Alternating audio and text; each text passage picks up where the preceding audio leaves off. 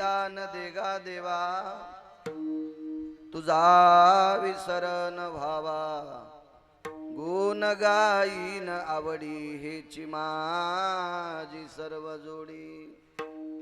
न लगे मुक्ती आणि संपदा, संत संग देई सदा, गुण गाईन आवडी हेची माझी सर्व जोडी. तुका म्हणे गर्भवासी, सुखे घालावे आम्हाशी, गुण गाईन आवडी हेची माझी सर्व जोडी.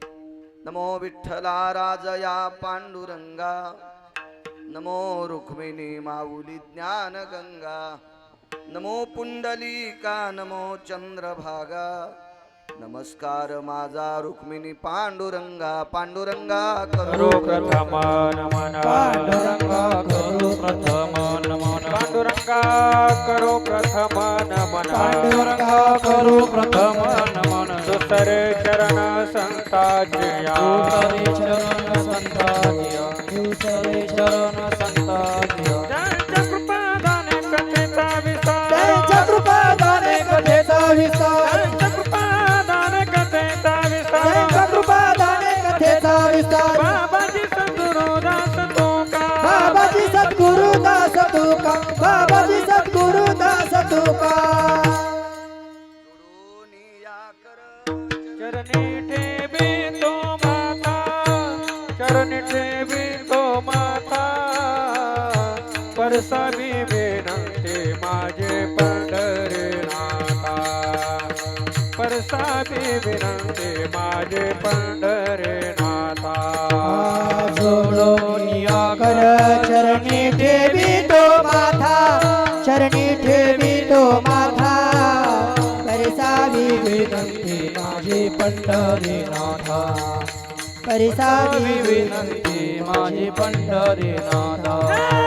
जोडोनिया कर चरणी ठेवी तो माथा, परसावी विनंती माझी पंढरीनाथा, परसावी विनंती माझी पंढरीनाथा. जोडोनिया कर चरणी ठेवी तो माथा,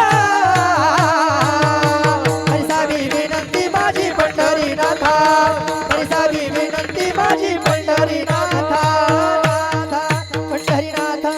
पांडुरंगा करू प्रथम नमन, दुसरे चरण संताची, त्यांच्या कृपादाने कथेचा विस्तारू. बाबाजी सद्गुरुदास तुका, मनोजवं मारुत तुल्य वेगं, जितेंद्रियं बुद्धिमतां वरिष्ठं, वातात्मजं वानरायुत मुख्यं, श्रीरामदूतं शरणं प्रपद्ये. नागेंद्रहराय त्रिलोचनाय भस्मांगरागाय महेश्वराय, नित्याय शुद्धाय दिगंबराय, तस्मै नकराय नमः शिवाय. शरदिंदु समाकारे परब्रह्म स्वरूपिणी, वासरापीठ निलये सरस्वती नमस्तुते. विठ्ठल विठ्ठल विठ्ठल विठ्ठल विठ्ठल विठ्ठल. आता वैवाशित पावनाती भासती, पंचानन समानातया, श्रोत्याची आचरणी जाना, साष्टांग नमन करीतसु. वाद्यभूषित पावनती प्रत्यक्षामरेंद्रा समान, तयाची आचरणी जान, साष्टांग नमन करीतसु. आता गान गंधर्व देवता, कुकिळ कंठस्वर आराका, जी कीर्तनी वहिवासित लोका, तयाची आचरणी नमन गा. मज दिसत सो परम विख्यात, तुझो जान ब्रह्म याचा सुतो, नारद जान नाम तितिक्षु, तयाची आचरणी नमन गा. जेने धर्म जितविलाची बळी, तो संभाजी जान नवाळी, कावतरला जयाची आकुळी, तया छत्रपतीची आचरण कमळी, साष्टांग नमन करीतसो. विठ्ठल विठ्ठल विठ्ठल विठ्ठल विठ्ठल विठ्ठल. चप्पल काढून या, चप्पल काढा बाहेर, गंध आहे तुमच्या कपाळाला. विठ्ठल विठ्ठल विठ्ठल विठ्ठल विठ्ठल विठ्ठल विठ्ठल. समोर टेकलेला आहे, समोर टेकलेला आहे, पुढे असू द्या, राहू दे. ये विठ्ठल विठ्ठल विठ्ठल विठ्ठल विठ्ठल विठ्ठल विठ्ठल विठ्ठल. आता अभिनव वाग्विलासिनी, जे चातुर्यार्थ कला कामिनी, ते श्री शारदा विश्वमोहिनी नमिलिमिया. नदी दिव्य गोदा तटीचा विलासी, सदा प्रिय जो सज्जना वैष्णवासी, जयावर्णिता प्रेमात्यंत चित्ता नमस्कार माझा श्री गुरु एकनाथा विठला विठला विठ्ठल विठ्ठल विठ्ठल विठ्ठल हेची दान देगा देवा तुझा विसर न व्हावा गुण गाई नावडी हेची माझी सर्व जोडी. प्रस्तुत प्राप्त प्रसंग निवडलेला अभंग विश्वमान्य विश्वभूषण विश्वाधिकार विश्वप्रिय चिन्मयी स्वरूप असणारी अधिकार संपन्न साधू श्रीमंत श्री जगद्गुरु तुकोबाराय यांचा प्राप्त प्रसंगी निवडलेला अभंग विठाला प्राप्त प्रसंगी निवडलेला अभंग माझ्या देहूतील मालकांचा आहे. मालक या अभंगाद्वारे विश्वाच्या मालकासमोर एक मागणी मागतात. तुझा विसर न व्हावा हे जगदानंद कंद जगतपते, अविरत रात्रंदिवस तू माझ्या अंतकरणात राहावा. मला तुझा विसर झाला नाही पाहिजे. मी आवडीनं तुझं गुण गावा. गुण गाणे म्हणजे भजन करणे आणि मी तुझंच गुण गावा. कुठल्याही नालायकाचे, कुठल्याही भंगिऱ्याचे, एखाद्या हरामखोराचे त्याचं वर्णन करण्यासाठी माझी वाणी नकोय. मी फक्त गुण तुझं गावं, फक्त गुण. याच्या व्यतिरिक्त माझ्या मुखारविंदात दुसरं काही नको. देवानं आमिष दाखिलं, त्या आमिषाला तुकोबाराय बळी पडले नाही. न लगे मुक्ती आणि संपदा, मोक्ष नको म्हटले, संपत्ती सुद्धा नको म्हटले. ते कशा करता नको म्हटले पैसा, याचं पुढे मी कारण सांगेन. तुम्ही हे डोक्यात घेऊ नका, तुमच्याकडे पैसे लागतील. तुकोबारायची बरोबरी करायची आपली योग्यता, पात्रता, लायकी, अधिकार नाही.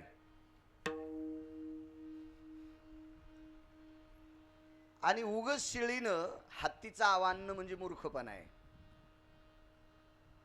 एखादी शिळी जर स्वतःला हत्ती समजित असेल तर मला असं वाटतं तिच्या गोळ्या संपल्या असत्या. तुकोबारायची बरोबरी आपल्याला होणार नाही. त्यांनी मोक्ष सुद्धा नको म्हटले. मला असं वाटतं मोक्ष मी फक्त ग्रंथातच वाचिला.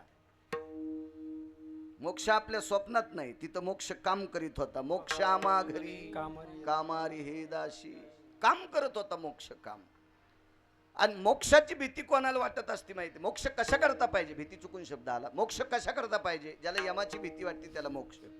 इथं यमाच्या डोक्यावर पाय दिलाय. जगा काळ खाय माथा दिला पाय, याच्या करता मोक्ष नकोय. संपदा, पैसे का नको म्हटले असतील तुकोबाराय? पैशाशिवाय जगातली कुठली गोष्ट होत नाही. हा मंडप दिलाय, हे घर बांधलंय, आता अन्नदान आहे. हे 10 खेड्याचे सगळे जण आपण 25 जण बोलवलो. हे काय रिकाम्या हाताने थोडे घरी जाणार आहेत. मी असेल, तुम्ही असेल, सगळे असतील. मग याच्या करता या कुटुंबाकडे पैसे असणं गरजेचं आहे. हे कूलर लावलेत, चांगल्या प्रतीचं आच्छादन केलंय. ज्यांना खुर्च्याची जास्त आवड आहे त्यांना खुर्च्या पण दिल्यात. जाताना इथंच ठो, मात्र संग नेऊ नका. विठाला विठाला विठ्ठल विठ्ठल विठ्ठल विठ्ठल विठ्ठल.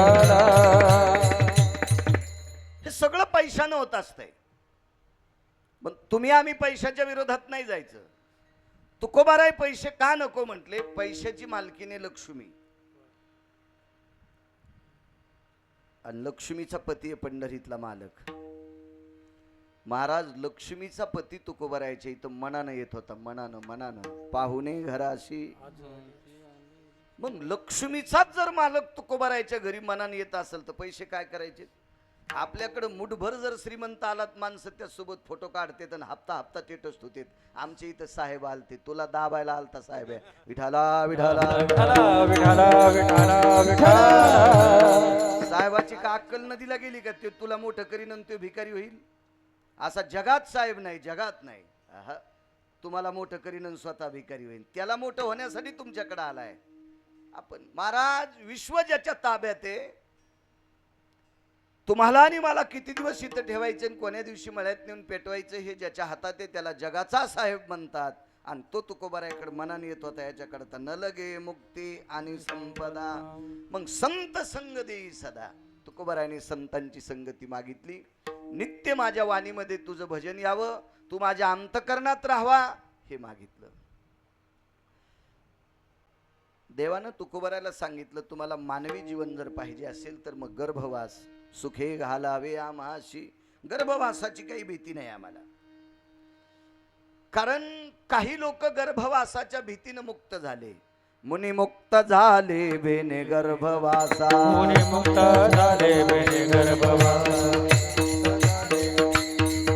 मुनी मुक्त झाले बेने गर्भवासा. आम्हा विष्णुदासा सुलभ तो. आम्हा विष्णुदासा सुलभ तो. आम्हा विष्णुदासा सुलभ तो. मुनी योगी जपी तपी सिद्ध अनुरागी या लोकांना गर्भवासाची भीती होती, म्हणून मुक्त अवस्थेला पोचले. मालक म्हणतात, आम्हाला विष्णूच्या दासांना म्हणजे हरिभक्तांना गर्भवास काही करीत नाही. मुखारविंदामध्ये ज्याचं भजन आहे त्या मालकाचं त्याला गर्भवासाचं दुःख काही करत नाही. हा साधा सोपा सरळ अभंगाचा अर्थ झालं. कीर्तन विठाला विठाला विठाला विठाला विठाला विठाला. आज वास्तुपूजेनिमित्त कीर्तनाचं आयोजन केलेलं आहे. ज्याला कोणी घरभरणी म्हणतंय, गृहप्रवेश म्हणतंय, वास्तुपूजा म्हणतंय. हे नावं जरी वेगवेगळे असतील तर क्रिया एकच आहे. सर्व देवतेंची पूजा झाल्याच्या नंतर मध्ये त्या घरातली सगळी त्या आडनावाची माणसं बाहेर काढल्या जातात आणि मग वेदाच्या घोषामध्ये, मंत्रोच्चारामध्ये, कर्मकांडाच्या नियतीनुसार त्या लोकांना आतमध्ये गृहप्रवेश दिला जातो. त्याला गृहप्रवेश म्हणतात. ते त्यातलाच विधी आहे, 5 मिनिटाचा विधी. वास्तूची पूजा, आपण जे घर बांधलंय त्याची पूजा आहे. त्याच्यात दोष असतात. घर बांधणाऱ्याकडे जरी नसतील, ज्यानं तयार केलंय, पण त्या घरासाठी लागणारं साहित्य निर्माण करणारे पण दोषी असू शकतात. तुमच्या घराला बसवलेली चौकट तुम्ही पैसे देऊन आणली, पण समोरच्यानं फुकटच लाकडं घेतले, ते बसलं बोकांडीवर तुमच्या. पण लोखंड असेल, खडी असेल, एखादा मिस्त्री असेल, कारण 10 लोकांची गाडी आहे, सुंदर गाडी, एअर कंडिशनर गाडी आहे बसायला. संध्याकाळची वेळ आहे, त्याच्यातला एक जण लघुशंकेला उतरला आणि त्याचा पाय भरला, भरू नये त्यानं भरला, आणि पुन्हा गाडीत बसले. आणि हे 9 लोक म्हणले गाडीमध्ये दुर्गंधी कशाची यायली. सगळ्या जणांना आपोआपले पाय पाहिले, म्हणले आमचे पाय भरलेच नाही. ड्रायव्हर म्हणला पाय बघूच नका, तुमच्या 10 पैकी 1 जणाचा भरलाय म्हणून गाडीत दुर्गंधी आहे. म्हणून वास्तूमध्ये थोडा जरी दोष असला तरी सगळ्यांना त्याचे चटके बसत असतात. विठाला विठाला विठाला विठाला विठाला विठाला विठाला. आपल्या वैदिक संस्कृतीनुसार, सनातन संस्कृतीनुसार वास्तुशांती करणं ग्राह्य सांगितलं. तद्वज्ञायानं भूदेवांच्या पवित्र वाणीतून मंत्रोच्चार करून, वेदाचा, शास्त्राचा, पुराणाचा ठाव घेऊन, देवादेवतेंचा, कुलदेवतेंचा आदी करून सर्व देवतेंना यज्ञाच्या मुखातून अवदान प्राप्त. आपल्या सर्व देवता अग्नीच्या मुखानं जेवत असतात, म्हणून जे काही टाकायचं असतं ते अग्नीत टाकून त्या देवतेंना प्रसन्न करून त्या घराचं सुष्मीकरण करणं, याचंच नाव वास्तुशांती. विठाला विठाला विठाला विठाला विठाला. आणि हवन विधी सगळं काही भूदेवांच्या हाताने तुम्ही करून घेतलं. आता सर्वात मोठा मंत्र कोणता असेल तर त्याचं नाव आहे कीर्तन. गुरुजी रामकृष्ण हरी सारखा मंत्र जगात मोठा नाही. जगात वारकऱ्यासारखा अधिकारी जगात नाही. आईशे ब्रह्मवेत्ते अपरंपार. ब्रह्मवेत्ते तर 4च आहे, शुक, याज्ञवल्क, दत्त, कपिल मुनी. हरीसी जाणवणे हरी झाले, हे 4 ब्रह्मवेत्ते. पण असे कोट्यावधी जरी ब्रह्मवेत्ते आले तरी वारकऱ्याची बरोबरी करू शकत नाहीत. आपण घरी कसं वागतो, मी असल तुम्ही असल तुम्ही असल, पण 2 तासाकरता आपण शिस्तीत विटेवरच्या मालकाचे वारकरी येतं आणि इतक्या वेळापुरते या घराला त्याचं श्रेय मिळणार. विठाला विठाला विठ्ठल विठ्ठल विठ्ठल विठ्ठल विठ्ठल विठ्ठल विठ्ठल. आणि म्हणून नामसाधनेनं भगवंताच्या नामाने वास्तुपूजा होती. आरंभी आवडे आदरे. आपल्या संप्रदायामध्ये कुठल्याही सुरुवातीला आरंभाला भगवंताच्या नामाला फार मोठं अनन्यसाधारण महत्व आहे. आणि या वास्तुशांतीच्या दिवशी वारकरी संप्रदायाच्या दंडकानुसार कीर्तनानं तुम्ही तिची पूर्ण आहुती करता. म्हणून त्या यजमानाला कोटी कोटी धन्यवाद. विठाला विठ्ठल विठ्ठल विठ्ठल विठ्ठल. काय नाव पत्रिका वगैरे मिळेल का? मोबाईल मध्ये नाही पाहता येत मला. विठाला विठाला विठाला जाऊ द्या, एका कागदावर थोड्या वेळानं नाव लिहून द्या एका कागदावर. काय होतंय माहिती आहे का, मंदिरामध्ये कीर्तन असलं की समोर काही नाही मांडलं तरी चालतंय. आपल्या घरापुढे ज्ञानेश्वरी किंवा एखादा पांडुरंगाचा, ज्ञानोबाराय तुकोबारायचा फोटो असावा समोर, म्हणजे त्याला अधिष्ठान येत असतं. विठाला विठाला विठाला विठ्ठल विठ्ठल विठ्ठल विठ्ठल विठ्ठल विठ्ठल विठ्ठल विठ्ठल विठ्ठल. या पवित्र वास्तूला भगवान ज्ञानोबाराय तुकोबारायांचा आशीर्वाद लाभो. या परिसरातलं गोडसं अधिष्ठान भगवान त्र्यंबकराज वारकरी संप्रदायातले फार मोठंसं आधार्यू विश्वगुरु संत निवृत्तीनाथ आदिशक्ती माता याच परिसरामध्ये 3.5 पीठापैकी एका पीठाचं अधिष्ठान आहे. त्या मा आदिशक्ती मातेचा या परिसरातला यती योगी जपी तपी सिद्ध अनुरागी तुमच्या परिसराला मर्यादा पुरुषोत्तम रामचंद्रांच्या पदस्पर्शाचा सुगंध आहे, गंध आहे. या सर्व देवदेवतेंचे आशीर्वाद या वास्तूला लाभो आणि या वास्तूतली माणसं सुखा समाधानानं आनंदानं गुण्या गोविंदानं राहो. मी म्हणणार नाही या घरात राहणाऱ्या लोकांना कोट्यवधी पैसे होते, मायातच ताकद नाही, मीच तुमचं खाऊन जाणार आहे. हो सानप, आपणच कीर्तन झाल्यावर यांच्या भाकरी खाऊन जाणार आहेत. त्या अर्थी यांना पैसे भेटावं द्यायची आपली काय लायकी, आपली पात्रता आहे का ती? निवारा तर झालाय तुमच्याकडे वास्तू. लोकलज्जा निवारण हितार्थायाम. निवारा आहे, दिलाय भगवंताच्या कृपेनं तुम्हाला. पण या घरात राहणाऱ्या व्यक्तीला साजेल, शोभेल, आपल्या सनातन संस्कृतीला गोड वाटेल असे सगळ्यांना कपडे मिळो. आणि या ईदभर पोटाची खळगी भरण्यासाठी अन्न लागतं. या घरातल्या सगळ्या लोकांना अन्नपूर्णेची कृपा हो. घरी जर रात्री बेरात्री त्यांच्याकडे एखादा पाहुणा आला, दारात एखादा वारकरी आला, तो सुद्धा उपाशी जाऊ नये असे ज्ञानोबाराय तुकोबारायचे आशीर्वाद या घराला लाभो. यांच्या दारात एखादी गाय असावी, त्या गायीला सुद्धा पुरेशी चारा मिळावा अशी या वास्तूला आशीर्वाद त्र्यंबक राजांचा मिळो. आणि उपस्थित सर्व श्रोत्यांना प्रणाम करतो. मृदंगाचार्य हरिभक्तीपरायण आमचे दिनेश महाराज जवळजवळ 10 वर्षापासून परिचय आमचा. खूप मृदंग क्षेत्रातलं गोडसं नाविन्यपूर्ण वारकरी संप्रदायाचा वारसा जोपासणारं रत्न चे दिनेश महाराज, त्यांनाही धन्यवाद प्रणाम. गायन क्षेत्रामध्ये गोडसं तात्विक सदाचारी पुण्यशील रत्न, दोघांना पण धोत्र नेसून आलेत, डबल डबल धन्यवाद प्रणाम. आदरणीय हरिभक्तीपरायण विजय महाराज असतील, चिंतामण महाराज असतील, गोड सुरेल आवाज. बाजूचेही बाबा भाऊसाहेब महाराज, तुम्हालाही मस्तक माझा पायावरी या वारकरी संतांच्या दोन्ही चोपदार असतील. ब्रह्मवादिनी वाजिणारे आमचे आदरणीय मनोहर महाराज, महाराज तुम्हाला सुद्धा धन्यवाद प्रणाम. साऊंडवाल्यांना सुद्धा धन्यवाद. विष्ट मित्र सजन सखी सोयरी धायरी या वास्तूच्या या घरातील सात्विक सदाचारी पुण्यशील लोकांना आशीर्वादाचा वर्षाव देण्यासाठी आलेली हितचिंतक सगळी जण तुम्हा सर्वांना कोटी कोटी धन्यवाद देतो. आदरणीय श्रीयुत राजेंद्र यशवंतराव नागरे, श्री रामदास यशवंतराव नागरे, श्री प्रशांत छबुराव नागरे, श्री शशिकांत छबुराव नागरे, श्री नामदेव कारभारी नागरे आणि समस्त नागरे परिवार.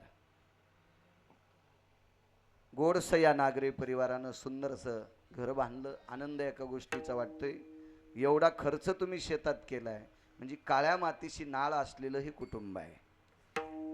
नाही तर हल्ली इतकी लोक झालेत गावामध्ये पत्रात राहते आणि त्यांना वाटते असं घर जर शहरात बांधलं तर ते किराया देते. पण माझ्या तुकोबारायच्या मतानुसार वृक्षवल्ली आम्हा सोयरी वनचरी या वास्तूमध्ये तुम्हाला पवित्र झाडांचा सुगंध, गोड असा त्याचा स्पर्श, या काळ्या मातीचा सुगंध तुम्ही मोठ्या उल्हासानं घेताल. आणि या पवित्र मातीमध्ये, शेतीमध्ये काळ्या मातीशी नाळ असलेलं तुमचं नागरी कुटुंब आणि इथं सुंदरशी तुम्ही वास्तू केली. तुम्ही जमिनीवर पाय ठेवणारी माणसं, ज्याला काळ्या मातीची अस्मिता आहे, ज्याला काळ्या मातीशी जाण आहे, तोच बाकीच्या गोष्टीत जाण ठेवू शकतो, इतकं लक्षात घ्या. विठाला विठाला विठ्ठला विठ्ठला विठ्ठला. दारात आलेल्या गोरगरीब पोटासाठी उपवासी असलेल्या एखाद्या व्यक्तीला काळ्या मातीशी जाण असलेल्या घरातली बाई अर्धी भाकरी देऊ शकते, अर्धी भाकरी देऊ शकते. शहरामध्ये चौथ्या मजल्यावर राहणारी कायमस्वरूपी मागायला आला की म्हणते आम्हाला सुतके, ती कायमस्वरूपी म्हणते आम्हाला सुतके, कारण हेच बाहेरचं खाते. विठाला विठाला विठाला विठ्ठला विठ्ठला विठ्ठला विठ्ठला. म्हणून पुनश्च या काळ्या मातीशी नाळ असलेलं हे कुटुंब माझ्या भूमातेनं गोड अशा प्रकारचं यांचं अस्तित्व गरुडाच्या पंखाच्या बळकट स्वरूपामध्ये तेवत ठेवो, असं त्या भूमातेला वंदन करतो, प्रणाम करतो. हे भूमाय, काय या दागेत दोष असतील ते दोष तू तुझ्याच कृपेने बाजूला करून टाक आणि या कुटुंबाला सुखानं समाधानानं आनंदानं जगव, असं त्या भूमातेला प्रणाम करतो आणि अभंगावर येतोय. विठाला विठाला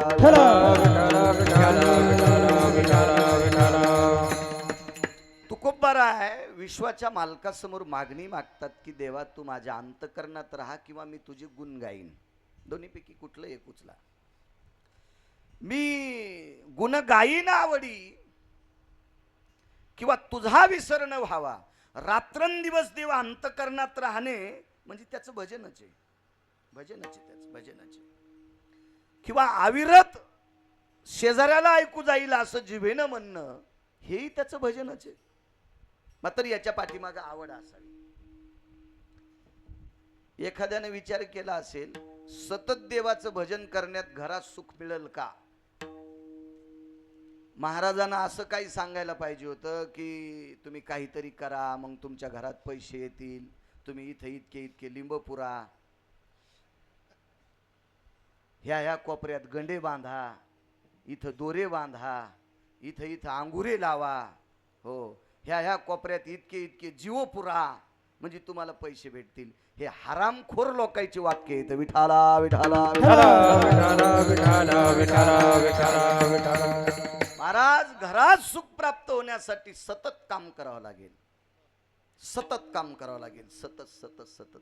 लोकांचा भ्रम असतो तुमचे पाय आमच्या घराला लागू द्या. काय बोलायला सुंबळ्या तू.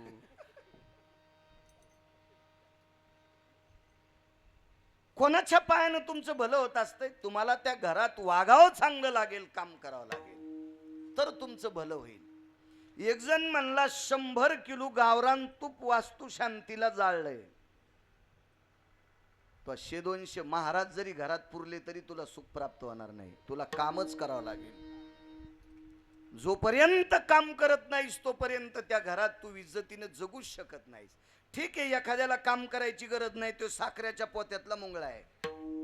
कळाला ना तुम्हाला? म्हणजे त्याच्या बापानं 10-5 कोटी कमवून ठेवलेले आहेत, पण पोत्यातली साखर छबुराव जास्त खाल्ल्यावर बुडाला जात असती. संपल्यावर का पोत खायचं का चिंतामणी देवा? मग त्या मुंगळ्याला काहीतरी काम करावं लागेल ना. मग घुसत दुसऱ्याच्या घरात, मग दुसऱ्याच्या घरात घुसल्यावर त्या बाईनं रेग वळली. त्या रेगेला लक्ष्मण रेषा म्हणतात. आणि ती रेग ओलांडली की मुंगळा जाग्यावर तर फडून मरतो. म्हणून साखरेच्या पोत्यातल्या मुंगळ्यांनी सुद्धा संडास लागेल इतकी साखर खाऊ नये. म्हणजे बापाची संपत्ती सुद्धा खर्चिताना जरा विचार करून खर्चा. विठाला विठाला विठाला विठाला विठाला विठाला विठाला. कामच करावं लागेल. उद्योगम वर्धन्ते लक्ष्मी. महाराज, लक्ष्मी त्या व्यक्तीवर प्रसन्न असते तो सतत काम करतो, त्याच्यावर प्रसन्न असते. अजूनही लक्षात ठेवा, सतत काम करणाऱ्या माणसाला लक्ष्मीचा आस्वाद सुद्धा घेता येतो. काम न करणारी माणसं पळड्या पळड्याच गाद्या बारीक करतात, झोपू झोपूच त्याचे सोप्याचे शीट नरम झाले, अशी बारीक झाले, खाऊ खाऊन बसू बसूच. महाराज, उद्योग करणाऱ्या माणसाला सगळे पदार्थ पचत आहेत. सकाळी गाईचं शेण, एखाद्या गाईचं शेण काढावा, जागा झाडून काढावा, एखादी वैरणीची पेंढी तिला कापून टाकावा, तिला या ठिकाणचं त्या ठिकाणी बांधावा, धार काढावा, सगळं कॅल्शियम मोकळं होतंय मनगटा वाट, सगळं सगळं सगळं सगळं. एखाद्या गाईची धार काढण्याचा योग यावा, काहीतरी काम करत राहावा. नाही तो योग आला तर सुनेनं सासूचे कपडे धुवा, सासऱ्याचे कपडे धुवा, कधी कधी घर पुसावा. काय काय वाटेल ते काम करणाऱ्या लोकांना खाल्लेली पदार्थ पचत असतात, खाल्लेली पदार्थ पचत असतात. बिनकामे माणसं.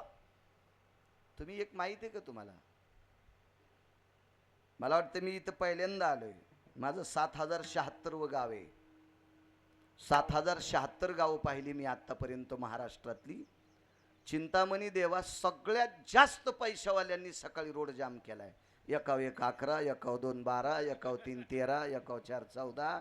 रोज सकाळी देवा दिनेश देवा नुसते पायी पायी पळायले. तर त्याला माहिती आहे आपल्याकडे एवढे पैसे एवढं खालाय, आपण जर नाही पळालो तर झोपीत मरू. विठाला विठाला विठाला विठाला विठाला विठाला विठाला.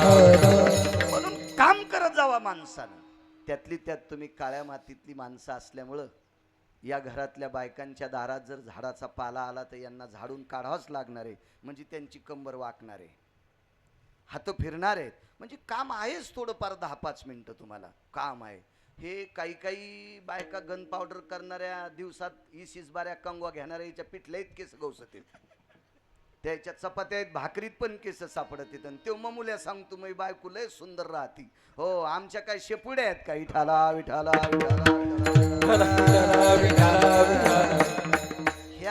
ह्या वाहटुळीला, ह्या चंडाळणीला तुळस पण आवडत नाही. त्याला माहिती तुळशीचे पालं जर पिकले खाली पडले तर झाडायचं कोण? इतक्या फुगीर सोसायटीच्या अध्यक्ष झाल्यात काही काही बायका. यायला कसं सुख भेटन? विठाला विठाला विठाला विठाला विठाला विठाला. महाराज, शरीराला कुठंतरी काम लागेल, त्याला श्रम लागेल. काम शब्द जाऊ द्या, काम हा शब्द दुसरीकडे वापरला जातो. श्रम लागेल, त्यावेळेला त्याला सगळ्या गोष्टी पचत असतात. चला, गुण गाईन आवडी.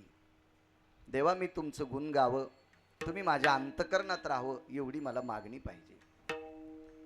तुम्ही बाकीच्या कुठल्याही गोष्टी करा, तुम्हाला सुख प्राप्त होणार नाही. गुण गाणे याचा एक गोडसा मोठ्यांचा उदय सांगतोय. या पवित्र मुखाने आवडीनं भजन करणे म्हणजे नुसतं रामकृष्ण हरीच म्हणणे नाही.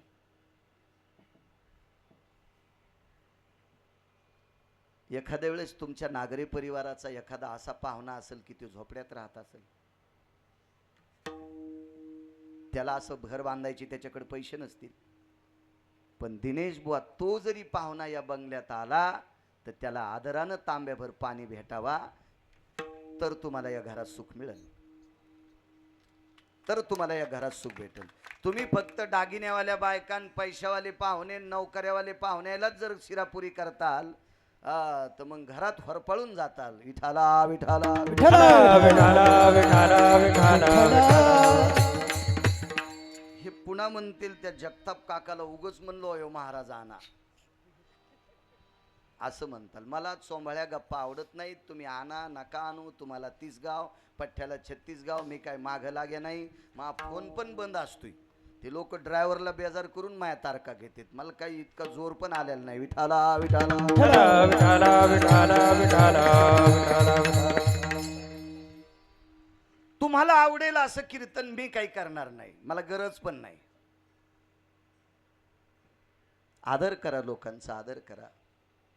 घर जरी तुमचं गावाच्या कडेला असेल, शेतात असेल, पण एखादा शेतकरी दारातून जात असताना, अंगाचा घाम पुशीत जात असताना दारात जर बसलेले असतात तर सहज म्हणावं, प्यानं तांभर पाणी. महाराज, त्याला तांभर पाणी दिल्यानं तुमच्या घरातली अन्नपूर्णा प्रसन्न होईल. ही अवस्था. सात्विकावर कदर करा. या घरातल्या व्यक्तीनं दारात बांधलेल्या गाईला जर श्रद्धेनं, आवडीनं, वेळेला जर वैरण टाकली तर लाखो पंढरपूरच्या वाऱ्या केल्याचं पुण्य तुम्हाला प्राप्त होईल. लाखो लाखो लाखो. दुसरा एक मुद्दा सांगू का? या घरातल्या सुनानं सासू सासऱ्याचा आदर करा. कोण्याच देवाचं भजन करायची गरज नाही. कोण्याच देवाचं भजन करायची गरज नाही. आणि ज्या घरामध्ये सासू सासऱ्याचा आदर केला जात नाही आणि त्या घरामध्ये लाखो महाराज आणून त्याचे पाय धुवून त्याला पैसे दिले जातात, त्या घराला मसन वाटा म्हणतात. विठाला विठाला विठाला विठाला विठाला विठाला विठाला विठाला. महाराज, सासू सासऱ्यांचा आदर करा, तुम्हाला सुख प्राप्त होईल. माझ्या गळ्याची शपथ घेऊन सांगतो तुम्हाला. ज्या घरामध्ये वयस्कर लोकांचा आदर केला जातो त्या घरामध्ये लक्ष्मीचा वास असतो, साधू संतांचा वास असतो, देवाचा वास असतो. दुसरा मुद्दा ऐका. आमच्यासारखा एखादा आला, त्याचे पाय धुवा नका धुवू, काही गरज नाही. पण रोज सकाळी आंघोळ झाल्याच्या नंतर आई वडिलाचं दर्शन घ्या, या घरात सुख प्राप्त होईल. जगातल्या कोण्याच देवाच्या आणि महाराजाच्या पाया पडायची गरज नाही. आपण अडचणीत हात घालितो, मग इचूड असल्यावर हात झटकितो, मग जाय महाराजाकडं, जाय इकडं. काय होतं माहिती आहे का? घरातल्या वयस्कर लोकांना वेळेला जेवायला दिल्या जात नाही, म्हणून तुमच्यावर इतका पितृदेवांचा कोप होतो. आणि मग तुम्ही आमच्याच हातानं नाशिकला त्रिपिंडी, आपतेष्टी, नारायण नागबळी, कालसर्प शांती, मग तुम्ही आमच्या बोकांडीवर कुंटालानं पैसे टाकता, कुंटालानं. हे दुःख होऊ नये वास्तूमध्ये, याच्याकरता तुम्ही घरातल्या लोकांचा आदर करा. एक मन माहिती आहे का दिनेश बुवा, जो मायबापाचा होऊ शकत नाही तो भडवा कोणाचाच होऊ शकत नाही. घरातल्यांचा आदर करा, घरातल्यांचा आदर करा, आपल्यांचा आदर करा. एक आजीबाई आल त्या पाया पडायला, सांगितल्या घरातल्या मुख्य आहेत, यांचे कष्ट आहेत, आत्तापर्यंत त्यांनी जीवन या मातीत कष्टात घातलं आणि त्यांच्यामुळे ही वास्तू तयार झाली. आनंद इतका वाटला की निदान घरातल्या लोकांनी एका वयस्कर म्हातारीचं नाव घेतलं, त्याच वेळेला गिरगावकराला आनंद वाटला. विठाला विठाला विठाला विठाला विठाला. माणसं विसरतात, माणसं विसरतात, तो लय लवकर विसरतात माणसं. 7076 गाव जरी महाराष्ट्रातलं गिरगावचा बाळू फिरला असेल, पण लहानपणात तुला त्या माईनं बापानं चिमणीसारखं जीव घातले बाळ्या, हे लक्षात ठेव. त्याच वेळेला त्यांनी दाबून जर तुला मातीत दाबलं असतं तर एवढ्या गावाचा आकडा तुला सांगता आला नसता. त्या बाप दाद्यांच्या कृपेनं तू फिरायलास आणि हीच कृपा तुमच्यावर सुद्धा आहे. हेच अंतकरणात ठेवा, या घरात तुम्हाला सुख प्राप्त होईल. विठाला विठाला विठाला विठाला विठाला विठाला विठाला. देवाचं आवडीनं गुण गाणे म्हणजे सगळ्यांना चांगलं बोलणे, घरातल्या लोकांना गोड बोलणं, याचंच नाव भजन आहे. आपण जर आपल्या शब्दानं दुसऱ्याला दुःख होत असेल किंवा आपल्या शब्दानं दुसऱ्याचं वाईट होत असेल तर याच्यासारखं पाप जगात कोणतं नाही. आणि आपल्या शब्दानं जर एखाद्याचं चांगलं होत असेल तर त्याच्यासारखं जगात भजन कुठलंच नाही. घरात चांगलं बोलायचं शिका. निदान तुम्ही चांगलं बोलत राहिले तर लोकांना चांगलं बोलता आलं, त्याचं भजन होईल. 92 एकर जमीन एका म्हाताऱ्यानं कमवली. भजन कशाला म्हणतात ऐका. घरात सुख त्याच्याशिवाय मिळणार नाही. 92 एकर जमीन एका म्हाताऱ्यानं कमवली. मुलगा नायब तहसीलदार झाला. एकुलता एक मुलगा. गावाकडे मोठा वाडा. वाड्यात आई वडील राहतात. आणि ज्यांनी 92 एकर जमीन कमिली ते दोघ जण एका शाळेत शिकले होते. त्यांचा मित्र होता. त्यांना 1.5 एकर जमीन होती. पण त्याला 1.5 एकरची 1.25 किंवा 2 करता नाही आली. 1.5च राहिली. मुलं 2. यालाही 1.5 एकर पण 92 केली. मुलगा 1 नायब तहसीलदार. याचे दोन्ही मुलं लोकांच्या शेतात कामाला. दोघा नवरा बायकोनं 1.5 एकर जमीन खुरपायची. बैल नाही, काही नाही, आऊट नाही, ट्रॅक्टर नाही, काय नाही. दोघांनाच तितकी खुरपून काढायची. अत्यंत समाधानी व्यक्ती. ग्रामदेवतेच्या दर्शनाला जात असताना त्या श्रीमंत मित्राच्या दारातून रस्ता होता. जाताना किंवा येताना जेहारी घालायचा. पण 2-4 दिवसापासनं जेहारी म्हटल्याच्या नंतर वाड्यातून कोणी जेहारीचा आवाजच आला नाही. याच्याकरता 5व्या दिवशी वाड्यात प्रवेश केला. आवाज दिला. रामभाऊ जी मित्र होते. साठी वलांडलेली होती. गेल्या 4 दिवसापासून मी जेहारी घालतोय, मधनं आवाज येत नाही. हो, मंडळी आजारी येतात. ज्यानं 92 एकर जमीन कमवून पोरग नायब तहसीलदार केलं त्याची बायको आजारी आहे. बायको आजारी आहे. उठत नाही 4 दिवस झालं. आजचा 5वा दिवस आहे. आज बळच आंघोळ करायला लावली. कामावरचे दोन्ही गडी आज हजर नाहीत. त्यांच्याकडे पाहुण्याकडे लग्न असल्यामुळं ते सुद्धा सुट्टीवर आहेत. जेवण 92 एकर जमीन कमवून पोराला नायब तहसीलदार करून तोंडातून वाक्य पडलं. 4 दिवस झालं बिस्किट खातो दुकानावरचे. बायकोला उठता येत नाही. स्वयंपाक कोणी करायचा आहे? ठीक आहे. 1.5 एकरवाला मित्र तसाच बाहेर आला. हातात काठी होती. फक्त देवदर्शनाला जात असल्यामुळं पायात बूट नव्हता. लक्षात आलं आता जर बूट घालायला घरी गेलं तर सून जेवायला वाढणार आहे. जेवायला वाढण्यात बराच वेळ जाईल जेवण्यामध्ये. म्हणून बूट पण पायात नाही घातला. तसंच बस स्टँड गाठलं. जिथं गाडी थांबती तिथं गाठलं आणि त्या गाडीत बसून तालुक्याला गेले आणि तालुक्यात जाऊन तहसीलदाराचं घर शोधलं. साधा माणूस. इस्त्रीचं शर्ट नाही, काय नाही, टोपी गिपी, साधा माणूस. ड्रायव्हर जाऊच देईन वरी. 3ऱ्या-4थ्या मजल्यावर तहसीलदार राहत होते. जाऊच देईन. अरे दादा, तुमच्या साहेबांच्या वडिलाचा मी मित्र आहे. पण 2 वर्षात ड्रायव्हरनं साहेबाचा बापच नाही पाहिला तर साहेबाच्या बापाच्या मित्राला कोणीचे राहिले? ड्रायव्हरनंच साहेबाचा बाप नाही पाहिला तर कोणी विचारतंय त्या बापाच्या मित्राला? तुमचं काय काम आहे ते ऑफिसमध्ये सांगा. साहेबांना त्रास. ते म्हणला माझं आतापर्यंत मी देवाला काम नाही सांगितलं तर तुझ्या साहेबाला कशाला सांगू?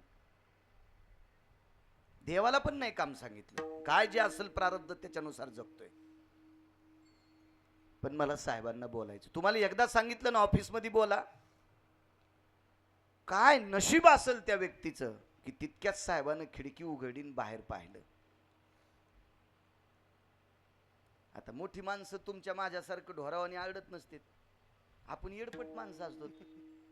रामभाऊ तात्या असं जोरात बोलतो. ते लय हळूच कोण असते. एक तर चॅटिंग करते, नाही तर मिस कॉल देते, नाही तर फोनवर बोलतील. ते सुशिक्षितपणाचा चोंबाळ्या हवे नाही हो. तुमच्या मायासारखं असतात. वरून मला येऊ दे त्यांना वरी घेऊन ये. आता ते साहेब होता ना, तो चिमुटभर पुस्तकं वाचून झालेला साहेब होता. ते आता ते कसा तसा जोरात बोलल. फोन केला त्यांना वरे घेऊन ये. लिफ्टनं वरी नेलं. आतमध्ये जाऊन बायकोला सांगितलं असेल माझ्या वडिलांचे मित्र आहेत, सोबत शाळेत होते, आतापर्यंत जीवन सोबत गेले, ते आलेले आहेत.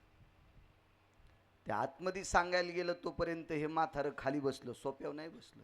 लय जीवन गोड जगणारी लोक असतात हो, लय गोड जीवन जगणारी लोक असतात. असं वाटतंय पैशावाल्यांना ही लोक येडपट असतील. नाही, ते अपकड फक्त 2 पैसे असतील. विचाराचा पगडा त्यांच्याकडे फार मोठा असतोय.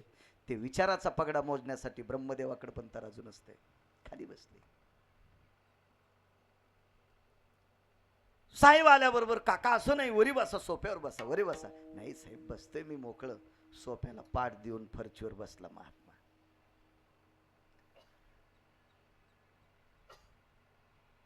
आतून 2-4 पद्धतीचे फळं कापून आले, सालटे काढून फळं आले. नाही, मला काही नाश्ता फराळ वगैरे काही नकोय, चहा दूध कॉफी काहीच नकोय. देवदर्शन झालं आणि बूट सुद्धा घरीच होता. मी तसाच आलो साहेब, पायात बूट सुद्धा नाही. आणि पायात बूट नसल्यामुळे ड्रायव्हर वरी जाऊ देत नव्हता.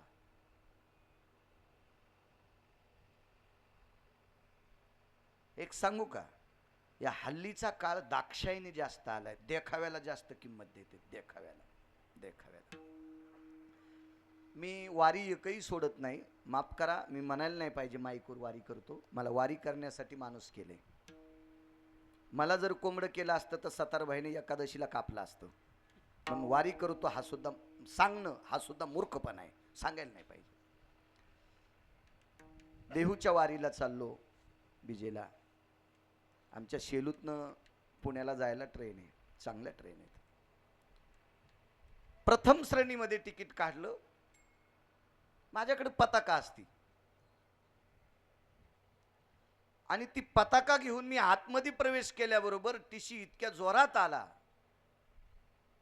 आता ते हिंदीत बोलत होतो. उतरा, तिकडे जा, मागे जा, जनरल तिकडे. एक तर धोतर आणि पताका खांद्यावर. पण मी काही त्या टीसीला जुमानलं नाही. त्याच्यासारखी इशिक कामाला लावीन इतकी माझ्याजवळ जमीन आहे. म्हणजे गर्व पण नाही त्याचा.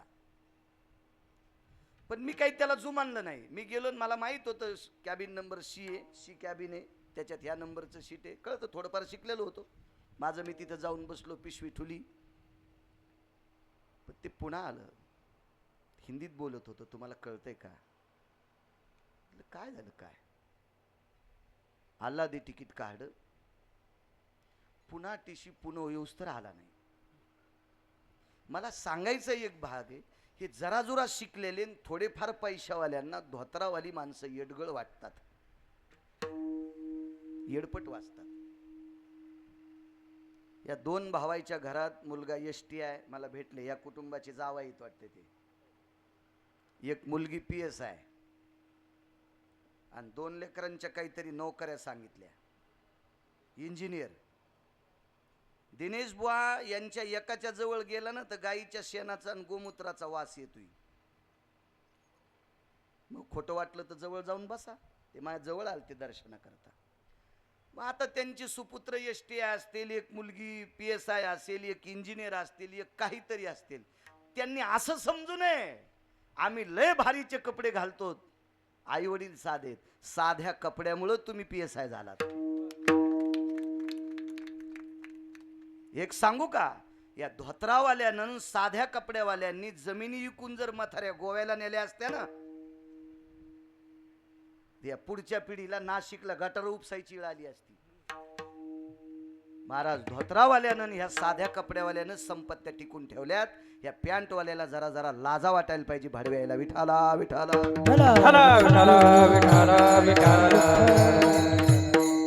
महाराज, त्या ड्रायव्हरच्या लक्षात आलं पायात बूट नाही, साहेबाला भेटायला चाललं. विचारायचं काम आहे, आपण कोण आहात, काय आहात, काय काम आहे. बोल ना थोडंसं तात्विकपणानं बोल. काय जिबेल इचूट असला का तुझ्या? नाही बसली ती व्यक्ती. कारण लोक परिस्थिती वरून बघतेत, वरून बघतेत, वरून. त्या टीशीला असं वाटत होतं एक तर याच्या गोळ्या संपल्यात, हे धोत्रावाला कशाला घुसलं असं वाटतं लोकांना. वाटतं.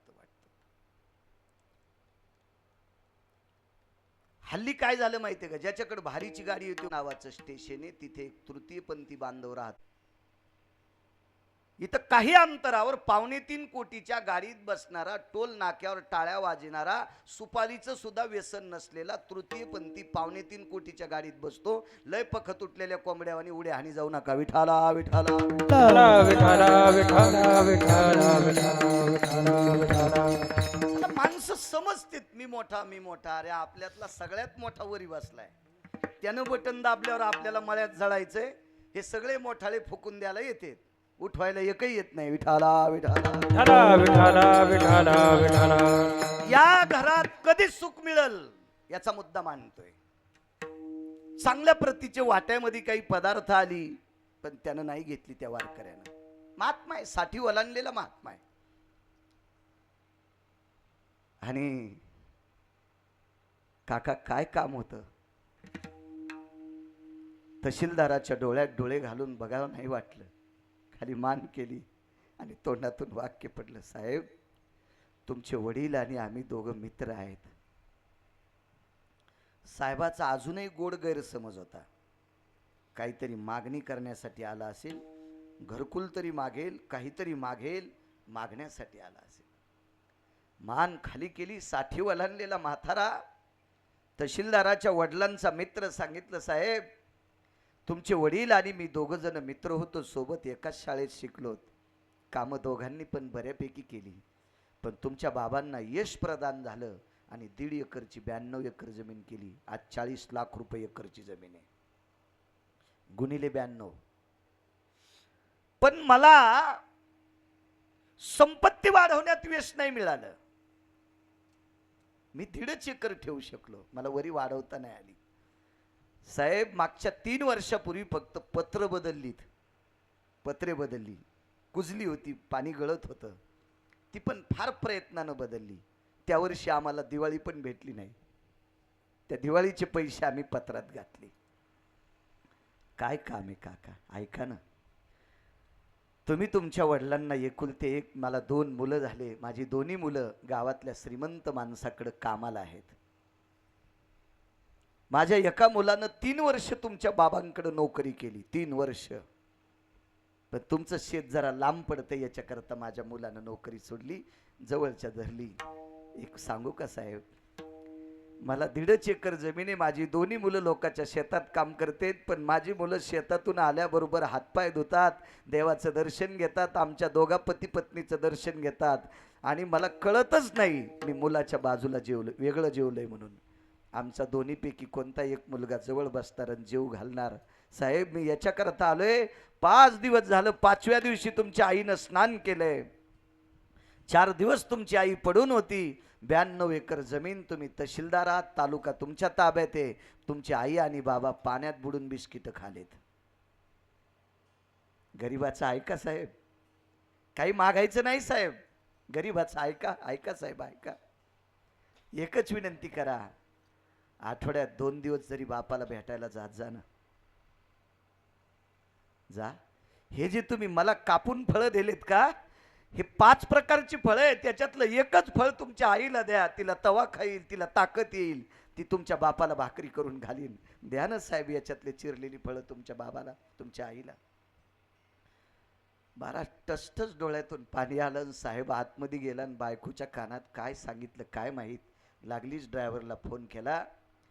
एक 4-5 ओळीचं पत्र लिहिलं, तहसील ऑफिसला पत्र पाठवून दिलं, शासनाची गाडी तिकडे पाठवून दिली आणि स्वतःच्या गाडीत बसून तहसीलदारानं हे साठी ओलांडलेलं म्हातारं बापाचे मित्र गाडीत घेतले आणि गावाकडे जाऊन बायकोला माईच्या आणि बापाच्या सासू सासऱ्याच्या पाया पडायला लावलं आणि सासूला सांगितलं, आत्या लेकरा इतकं सांभाळीन, आता तालुक्याला राहायला चला. 1.5 एकरच्या मालकानं, 1.5 एकर ज्याला जमीन आहे अशा साध्या शेतकऱ्यानं 92 एकर जमीन कमी लिहायला तहसीलदाराला सांगून मायबापाची सोय लावली. कोटी यज्ञ केल्याचं पुण्य, कोट्यावधी पंढरपूरला त्र्यंबकच्या वाऱ्या केल्याचं पुण्य. महाराज अशी ज्याच्या वाणीत ताकद या घरात होईल का, त्या लोकांना घरात सुख प्राप्त होईल. विठाला विठाला विठाला विठाला विठाला विठाला. महाराज असं बोलणं म्हणजे देवाचं गुणगान आहे. असं बोलणं म्हणजे देव अंतकरणात ठेव. माझ्या माईंनो सांगा ना शेजारणीला, सांगा शेजारणीला, बाई तू सासूला भाकरी दे ग बाई. हे बाई धुत जाय ग सासऱ्याचं धोतर. हे माय धुत जाय ग सासऱ्याचे कपडे. तुझ्या सासऱ्यानं ज्याच्या नाही त्याच्या हमाल्या केल्या आणि 4 एकर जमीन तुम्हाला आज 1 कोटी रुपये एकरची कमवून ठेवली.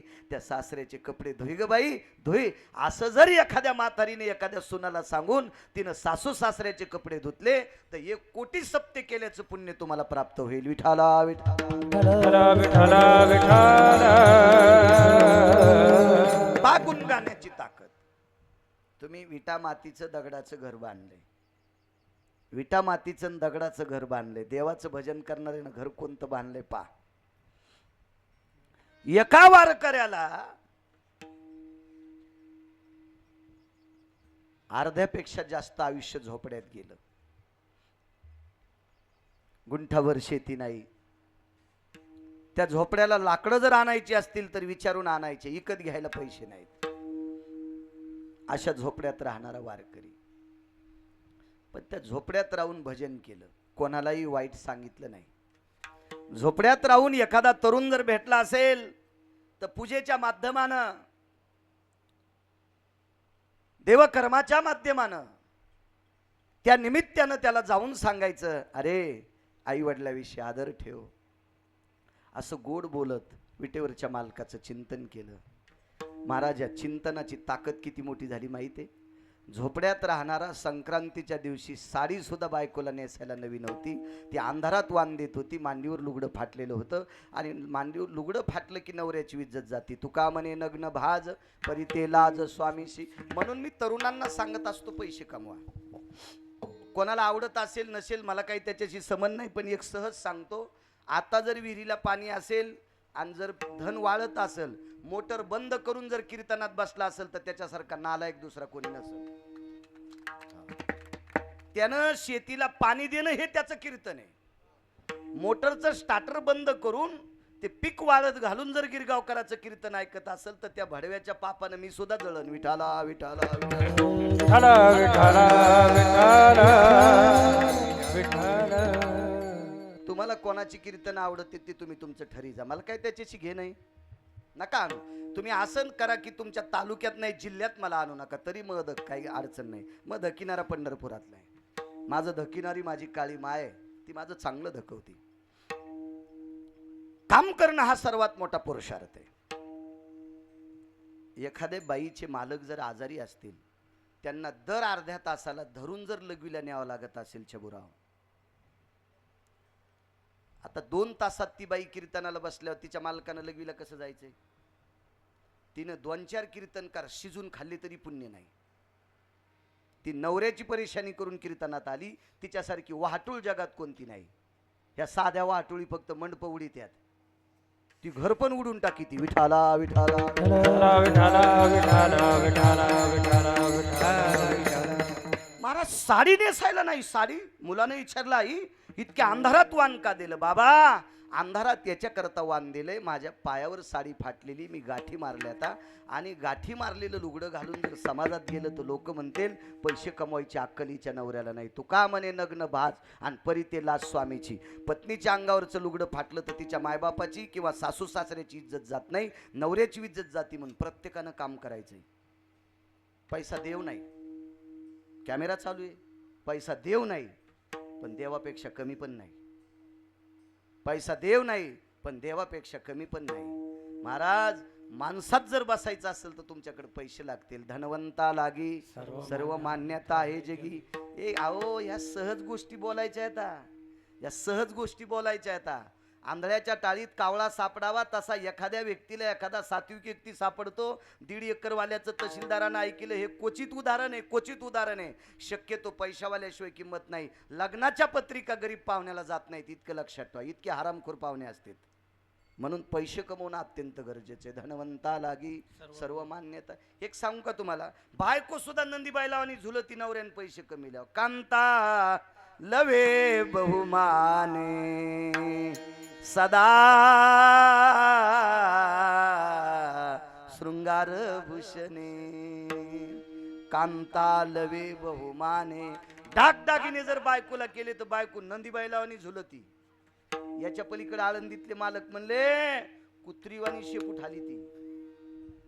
हा, कुटका देखो नि शुनी जैसे पुच्छ हलवे. हातात जर भाकरी पाहिली तर कुत्र जीभ बाहेर काढित, मान हालीत, शेपूट हालीत. तसं पैसे कमवून जर नवरा आला ना तर बायको हालती नाही, तर आयुष्यभर म्हणती काय देव झोपला होता या चंडाळाच्या पदरात मला पाडले. म्हणून पैसे कमवत जा. एक महाराज म्हणला काय पैसे कमवायचे. अरे नको त्याच्या नादी लागू, त्याच्या गाद्या फाड्यावर बनलं गौसते. असे लोकायला पैसे नको म्हणणारे स्वतः पैसे छापणारे कुंटाला नाहीत. यायचं नका ऐकू, जळून जाताल. विठाला विठाला विठाला विठाला विठाला विठाला. हे पैसे नको म्हणणारेच मेल्यावर भांडणं होते पैशासाठी, कोणी वाटून घ्यावा. आणि मग लोकायला कळतं हे तर पैसे नको म्हणत होते ना, आता कस काय भांडणं लागले. हे तोंडान नको म्हणत होता ना, आशे घेत होता. मग याच्यासाठी भांडणं लागतात का नाही. फुकल्यावर आता पाणी कोणी पाजायचं म्हणून ही अशी वेळ तुमच्यावर येऊ नये याच्याकरता आपल्या कामापुरते कमी जा. विठाला विठाला विठाला विठाला.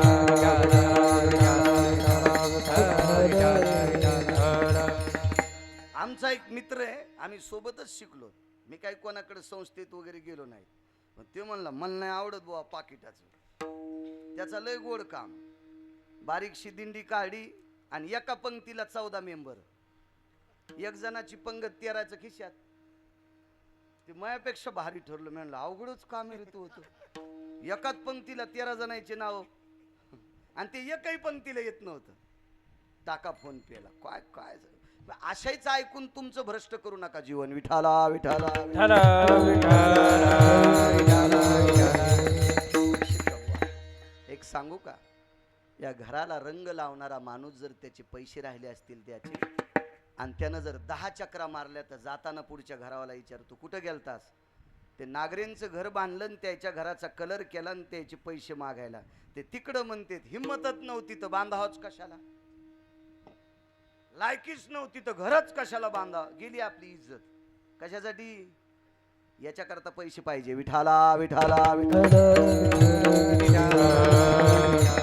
साडी नाही संक्रांतीच्या दिवशी नेसायला. साडी साडी नवऱ्याची इज्जत जाऊ नये बुवा याच्याकरता अंधारात वाण दिलं. काय परिस्थिती असेल त्या वारकऱ्याची. जीवनभर गोड बोलला, जीवनभर भजन केलं. परिणाम सांगू. महाराज सोन्याचं गाव असलेला रावण होता, पण बुवा मसनवाटा मातुड्याचा रावणाला. सोन्याचं गाव कुबेराला, मसनवाटा मातुड्याचा. सोन्याचं गाव इंद्राला, माणसं मरतच नाहीत त्याच्याकरता मसनवाट्याचं संबंध नाही. सोन्याचं गाव रावणाला पण मसनवाटा मातुड्याचा. सोन्याचं गाव कुबेराला, मसनवाटा मातुड्याचा. पण ज्याच्या बायकोला साडी नेसायला नाही त्या व्यक्तीला गाव सोन्याचं दिलं. सोन्याचं गाव. विश्वकर्मा नावाच्या भगवंताला पाठवलं. कलेची देवता आहे आणि विश्वकर्मा महाराजांनी सोन्याचं गाव तयार केलं. पंढरपुरातल्या मालकानं सासरवाडीतून आलेलं धन त्या वारकऱ्याला देऊन टाकलं. सत्यभामा नावाची पत्नी देवाची, सत्रजिताची कन्या. सत्रजित हा सूर्यनारायणाचा उपासक म्हणून शेख मणी प्राप्त झालता. ते मणी 21 क्विंटल 78 किलो 44 तोळे सोनं देत होता. रोज रोज सोनं देत होता. हे मण्याचं सोनं काय करावा म्हणून एका वारकऱ्याचं गाव सोन्याचं बांधलं. आणि गाव सोन्याचं बांधून मसडा बांधायच्या, साखळ्या पण सोन्याच्या. आता गाई होत्या तिथं पण मी मसडा म्हणायलो. म्हशीला ठोकर साखळी लागते ना, गाईला बारीक लागते. म्हशी गाई बांधायला साखळ्या सुद्धा चबुराव सानप सोन्याच्या साखळ्या होत्या. घराच्या पायऱ्या सोन्याच्या, भिंती सोन्याच्या, सगळं सोन्याचं झालं. सगळं सोन्याचं. 52 अरबुज क्विंटल सोनं उरलं. फोन आला, हे करायचं. देवाला निरोप दिला. ते फोनची सवय लागली म्हणून मी पण फोनच म्हणायलो. देवाला निरोप दिला. करायचं काय. भगवंतानं सांगितलं ज्यानं आयुष्यभर माझं भजन केलंय त्याला दिलेलं वापस घ्यायचं नाही. जगात एक वेगळा बदल करा, त्याचा मसनवाटा सोन्याचा करा. जगात जर मसनवाटा सोन्याचा कोणाचा असेल तर फक्त वारकऱ्याचा. महाराज पुन्हा कोणाचा नाही दिनेश बा. आणि त्या वारकऱ्याचं नाव होतं सुदामदेव.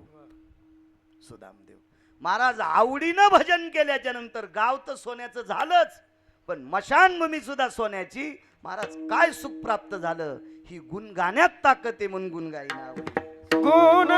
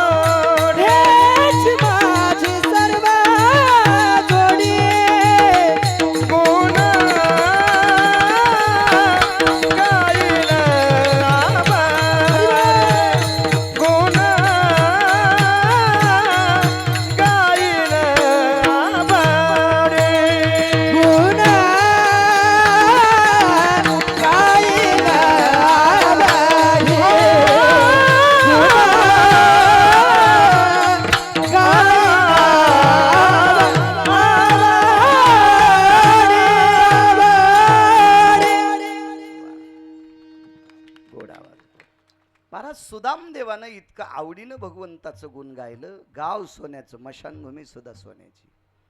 किती दिवस राहणार माहिती आहे तुम्हाला? जोपर्यंत तुम्ही आम्ही जिवंत आहेत तोपर्यंत नाही, आपण कोण्या दिवशी मरू त्याचा मेळ नाही. चंद्र सूर्य जिवंत आहेत तोपर्यंत. काय ताकद आहे. म्हणून या घरातल्या लोकांनी गोड बोलत राहा, वास्तूमध्ये सुख प्राप्त होईल. वास्तूमध्ये सुख प्राप्त होईल. माणसं सांगायला इतकी, माझी जरा मराठवाड्यातली भाषा आहे, इतकी चाभरी झाली माणसं. आमच्याकडे फलाने फलाने महाराज आणले होते, म्हणलं तो पुरला तरी सुख प्राप्त व्हायचं नाही तुला. त्याला काय होत असते, तुम्हाला नीट वागावं लागेल ना. तुम्हाला एक कळतं का नागरे, मला खोकला आल्यावर तुम्ही औषध घेतल्यावर मारा येईन का? डॉक्टरला म्हणलं ही बॉटल केवढ्याची आहे, ते म्हणले 150ची. 500 देतो पण मायावरचं औषध तुम्ही घ्या. डॉक्टर म्हणला याच्या गोळ्या संपल्या, त्याला काढून द्या. डॉक्टरनं सांगितलं औषध तुम्हाला घ्यावं लागेल तर गुण येईन, मी घेतल्याच्या नंतर नाही. दुखणं म्हशीला आणि इंजेक्शन पाखालील कसं जमन? म्हशीलाच द्यावं लागेल तर तिचा आजार राहील. महाराज इथं सुख प्राप्त होण्यासाठी आम्ही करू शकत नाही, ते तुम्हाला नीट वागावं लागेल. विठाला विठाला विठाला महाराज हे वारकरी संप्रदायाचा इतका गोड गोड पुरुषार्थ आहे. पण आपल्या महाराष्ट्रातली काही फुटक्या कानाची लोक हरामखोरायच्या नादी लागली. ह्या कोपऱ्यामध्ये लिंबू बांधा, तुम्हाला पैसे येतील. अरे लिंब्या लिंब्या, आमच्या मित्राला 15,000 लिंबुनीचं झाड आहे त्याच्या रानात. 15,000 लिंबुनीचं झाड आहे. त्या दोघा नवरा बायकोला लिंबुनीची टाचणी करावं लागते तेव्हा पैसे येतात. हो, आणि त्याच्या रानातले लिंबू हुडकायला काही माणसं येतात. एका धारीचं लिंबू, एक धारीचं लिंबू 20 रुपयाला नेतात त्याच्या इथून. ते म्हणलं, म्या म्हणलं तुला पैसे भेटायलेत ना, जाऊ दे या चंडाळायला 50ला लाव. कोण्या महाराजानं सांगितलं हरामखोराचं जाऊ दे, त्याचे पैसे पापाचे येतं, त्याच्यामुळे हरामखोराकडे जात असते. विठाला विठाला नेनती काही टाना टोना, नामस्मरणा वाचवणे, काहीच करायचे नाही नालायकपणा. या घरातल्या बायकांनी वाचता येत असेल तर हरिपाठ वाचा, वाचता येत असेल तर तुकोबरायच्या गाथ्यातले रोज 5 अभंग वाचा, वाचता येत असेल तर माऊली महावैष्णव ज्ञानोबरायच्या ज्ञानेश्वरीतल्या 5 वह्या वाचा.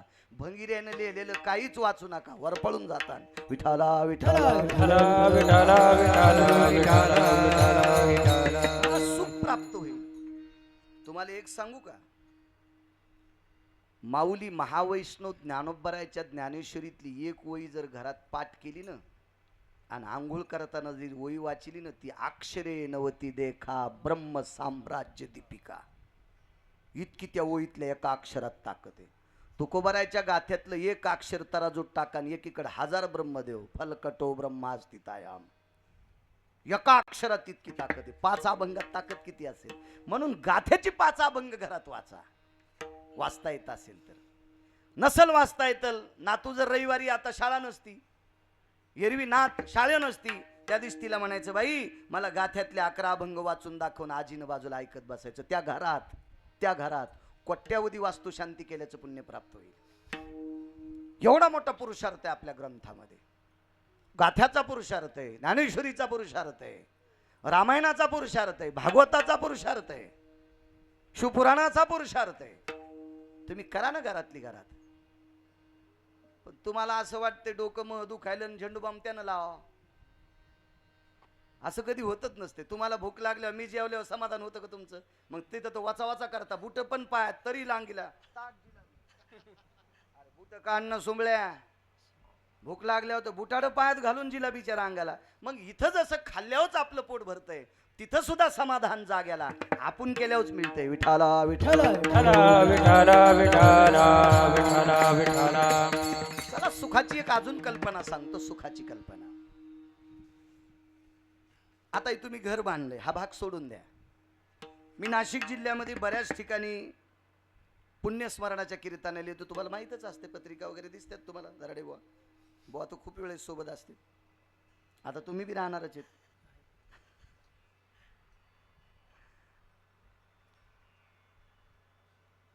काही काहीचं 1 श्राद्ध, 2 श्राद्ध, 3 श्राद्ध, 4 श्राद्ध. श्राद्ध एक जरी करू द्या. शबराव तुमच्याकडे आलतो, मला वाटतं तुमच्या आईसाहेबाचं श्राद्ध होतं ना, 2 वेळेस आलतो. हे 30-35 किलोमीटरहून आले सानप. जगताप काका ते मित्रच आहेत, पण काका यांच्यापासून लांब आहेत जरशे. आणि रस्त्याचं काम असल्यामुळे मी वरून समृद्धीहून आलो, नाही तर येताना त्यांनाही आणलं असतं. काही काही माणसांना श्राद्ध करायची ताकद नाही, पण त्या घरात आईचा आणि बापाचा फोटो लावून सकाळी त्यांचं दर्शन घेतल्याशिवाय बाहेर पडत नाहीत. महाराजा घरात आपला घरातल्या लोकांनी फोटो लावावा आणि आपण मेल्यावर आपल्याला त्या घरातली विश्रांती मिळावी, याच्यासारखं वागावं तसं लागेल. याच्याकरता वागावं तसं लागेल. एक पुराणाचा पुरावा सांगतो तुम्हाला. वानरांच्या कुळामध्ये एक भक्त जन्माला आला. तशी फारशी भक्त आहेत, पण एकाचं नाव सांगतो. त्याचं नाव आहे गंधमादन नावाचा भक्त. घरात सुख कधी प्राप्त होईल? घरात काही काही मोठी मोठी व्यापारी येतं, त्यांच्या त्या व्यापाराच्या ऑफिस जर मध्ये गेलं ना दराडे बुवा, तर त्यांच्या ऑफिस मध्ये देवाचे फोटो लहान पण वडिलांचा फोटो मोठा. हार घातलेला, वैकुंठवासी स्वर्गीय कोण, आमचे बाबा आहेत, आमचे आजोबा आहेत. पुण्यवान माणसं ते, मेल्यावर बी जिवंत राहिलेत. मेल्यावर बी याच्यासाठी वागावं कसं लागेल माहितीये का? उठलं की सुनाला शिव्या द्यायलाय, बायकोच्या थुतरीत मारायलाय, लेकरायला नीट बोलणं, घरी बुटा हरपून आलाय. बुटा हरपून येण्याच कळतं ना. अशा लोकांचे कसे फोटो लावतील माणसं, मला सांगा तुम्ही. यांना कसे जिवंतपणी सुख नाही, मेल्यावर सुख नाही. गंधमादन नावाचं एक वानर आहे, वानर आहे. महाराज आपण जितकं चांगलं वागू तितकं आपल्याला सुख प्राप्त होते. कल्पना सोडून द्या, पैसा हा प्रारब्धाचा भाग आहे. महाराज कधी कधी काम करूनही कोणाला भेटत नाही, काम करून सुद्धा भेटत नाही कोणाला. माझ्या पाहण्यामध्ये मी 2 माणसं अशी पाहिली, आयुष्य कष्टात घातलं, आयुष्य कष्टात घातलं,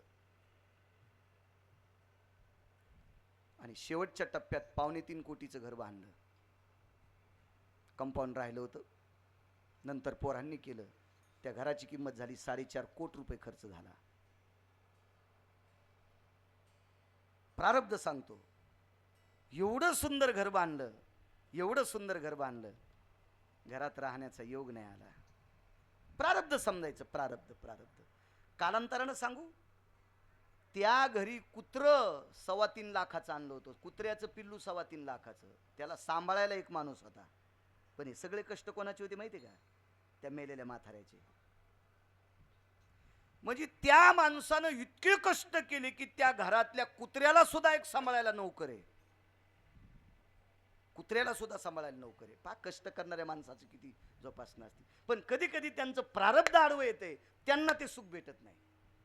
प्रारब्ध कशावर तपासायचं? एक सोपी व्याख्या सांगतो. शेतकरी आहात तुम्ही, मी पण शेतकरी आहे.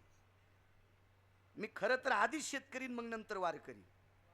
मी आधी शेतकरी आहे. महाराज ज्याला शेती कळती त्यानं तुळशीची माळ घालायची, त्याला शाकाहार कळत असतोय, त्याला शाकाहार कळत असतोय. आपला सनातन जिवंत ठेवायची ताकद शेतीत आहे. महाराज शेती जर नाही पिकली ना, तुमच्या माळी कशावर जगत्याल? हा, या देशातले किती पुढारी एकत्रित आल्यावर गहू तयार करतील? किती शिक्षण क्षेत्रातले लोक एका जागेवर आल्यावर ज्वारी तयार करतील? नाही, ती फक्त काळी माज तयार करते. आणि त्या मातीतून गहू ज्वारी तयार होण्यासाठी शेतकऱ्याच्या रक्ताचा घाम मातीत पडावा लागतो, त्यावेळेला ती पिकत असते, अशी पिकत नसते. तुम्ही शेतकरी आहात. आता तुमच्याकडं आमच्यापेक्षा तुम्ही 15 वर्ष जास्त पुढे आहात. भाग जरी तुमचा डोंगराळ असेल तरी विकसित लोक आहात. धरणं आहेत, सगळ्या गोष्टी आहेत, तळे पाणी वगैरे आहे, आधुनिकता तुमच्याकडे आहे. म्हणून बैलांची संख्या तुमच्याकडे कमी झाली, ट्रॅक्टर वगैरे भरपूर आहेत. पण असू द्या, तुम्ही किती मोठ्या शेतकऱ्यांनी जर बैल पाळला तर मका कोणती टाकता? त्याला कापून, त्याला बांधून मका टाकता का मोकळं सोडता येसन तोडून? कोणाची मका खाईन नाही. पण तुमच्या गावात देवाला सोडायला बैल. मग आता तुम्ही लाख रुपये देऊन आणलेला बैल मोठा का देवाला सोडायला बैल मोठा? कोणाची मका खातो ना ती बैल? ते बी कवळ्याच बिट्या खातो का नाही? खोड्यातल्याच बिट्या खातो का नाही? निबर बिट्या खात नाही, त्या तशाला तशा शेणातून पडतात. मग असे काही देवाला सोडलेले बैल कठाळे नशीबवान येत, काही न करता त्याला सुख भेटते. ते मागच्या जन्माचं गोटड होता ठेवा तो या भावा सापडला. असे क्वचित लोक सापडतील, क्वचित. ते मागचं प्रारब्ध असल्यामुळे ती भली होतील. पण शक्यतो अजून एक लक्षात ठेवा, प्रारब्धाच्या घोड्यावर बसणाऱ्या माणसांच्या घोड्याचा लगाम कवा तुटल सांगता येत नाही. आणि स्वतःच्या कष्टानं कमवलेलं घोडं हे तासातच असतंय, तासातच असतंय. आणि प्रारब्धाच्या घोड्यावर बसणारं घोडं जर बोरी खालून गेलं ना तर थुत्तर वरबाडत आहे. म्हणून कधी कधी प्रारब्धाच्या घोड्यावर बसू नका, कष्टाच्या घोड्यावर बसा. विठाला विठाला मला शेतीचा जास्त छंद आहे, आवड असते मला, खूपची छंद आहे शेतीचा खूप. एकदा घोडी घेतली मी बसायला, चांगली पैसे देऊन घेतली. तुरी इकल्या त्याचा आली, घोडी घेतली. घोडीवर बसल्याच्या नंतर पहिली दुसरी तिसरी चाल होती, घोडी मस्त वाटली. पण घोडीला एक खोड होती. ती घोडी मुद्दाम लोंबकळलेल्या झाडाखालून जात होती. गिरगावकराचे डोळे फुटले असते, बोरी खालूनच गेली. मला उडी टाकता आली म्हणून जमलं. त्यावेळेला आजारी नव्हतो. आताही आजार माझा नर्मदा मैयानं दूर केला, नाही तर मला बसून कीर्तन करावं लागत होते. मी तेवढं चाललो, 3600 किलोमीटर प्रवास केला तुम्हा सर्वांच्या आशीर्वादानं. आणि म्हणून मला आता उभं राहून कीर्तन करता येते. म्हणून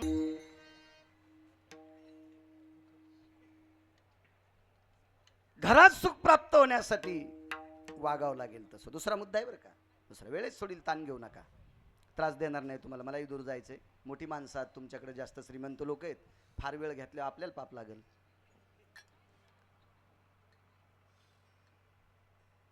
वास्तुपूजा करत असताना काही नियम मी पूर्वी करायचो, आता करत नाही. 27 वर्षापूर्वी करीत होतो.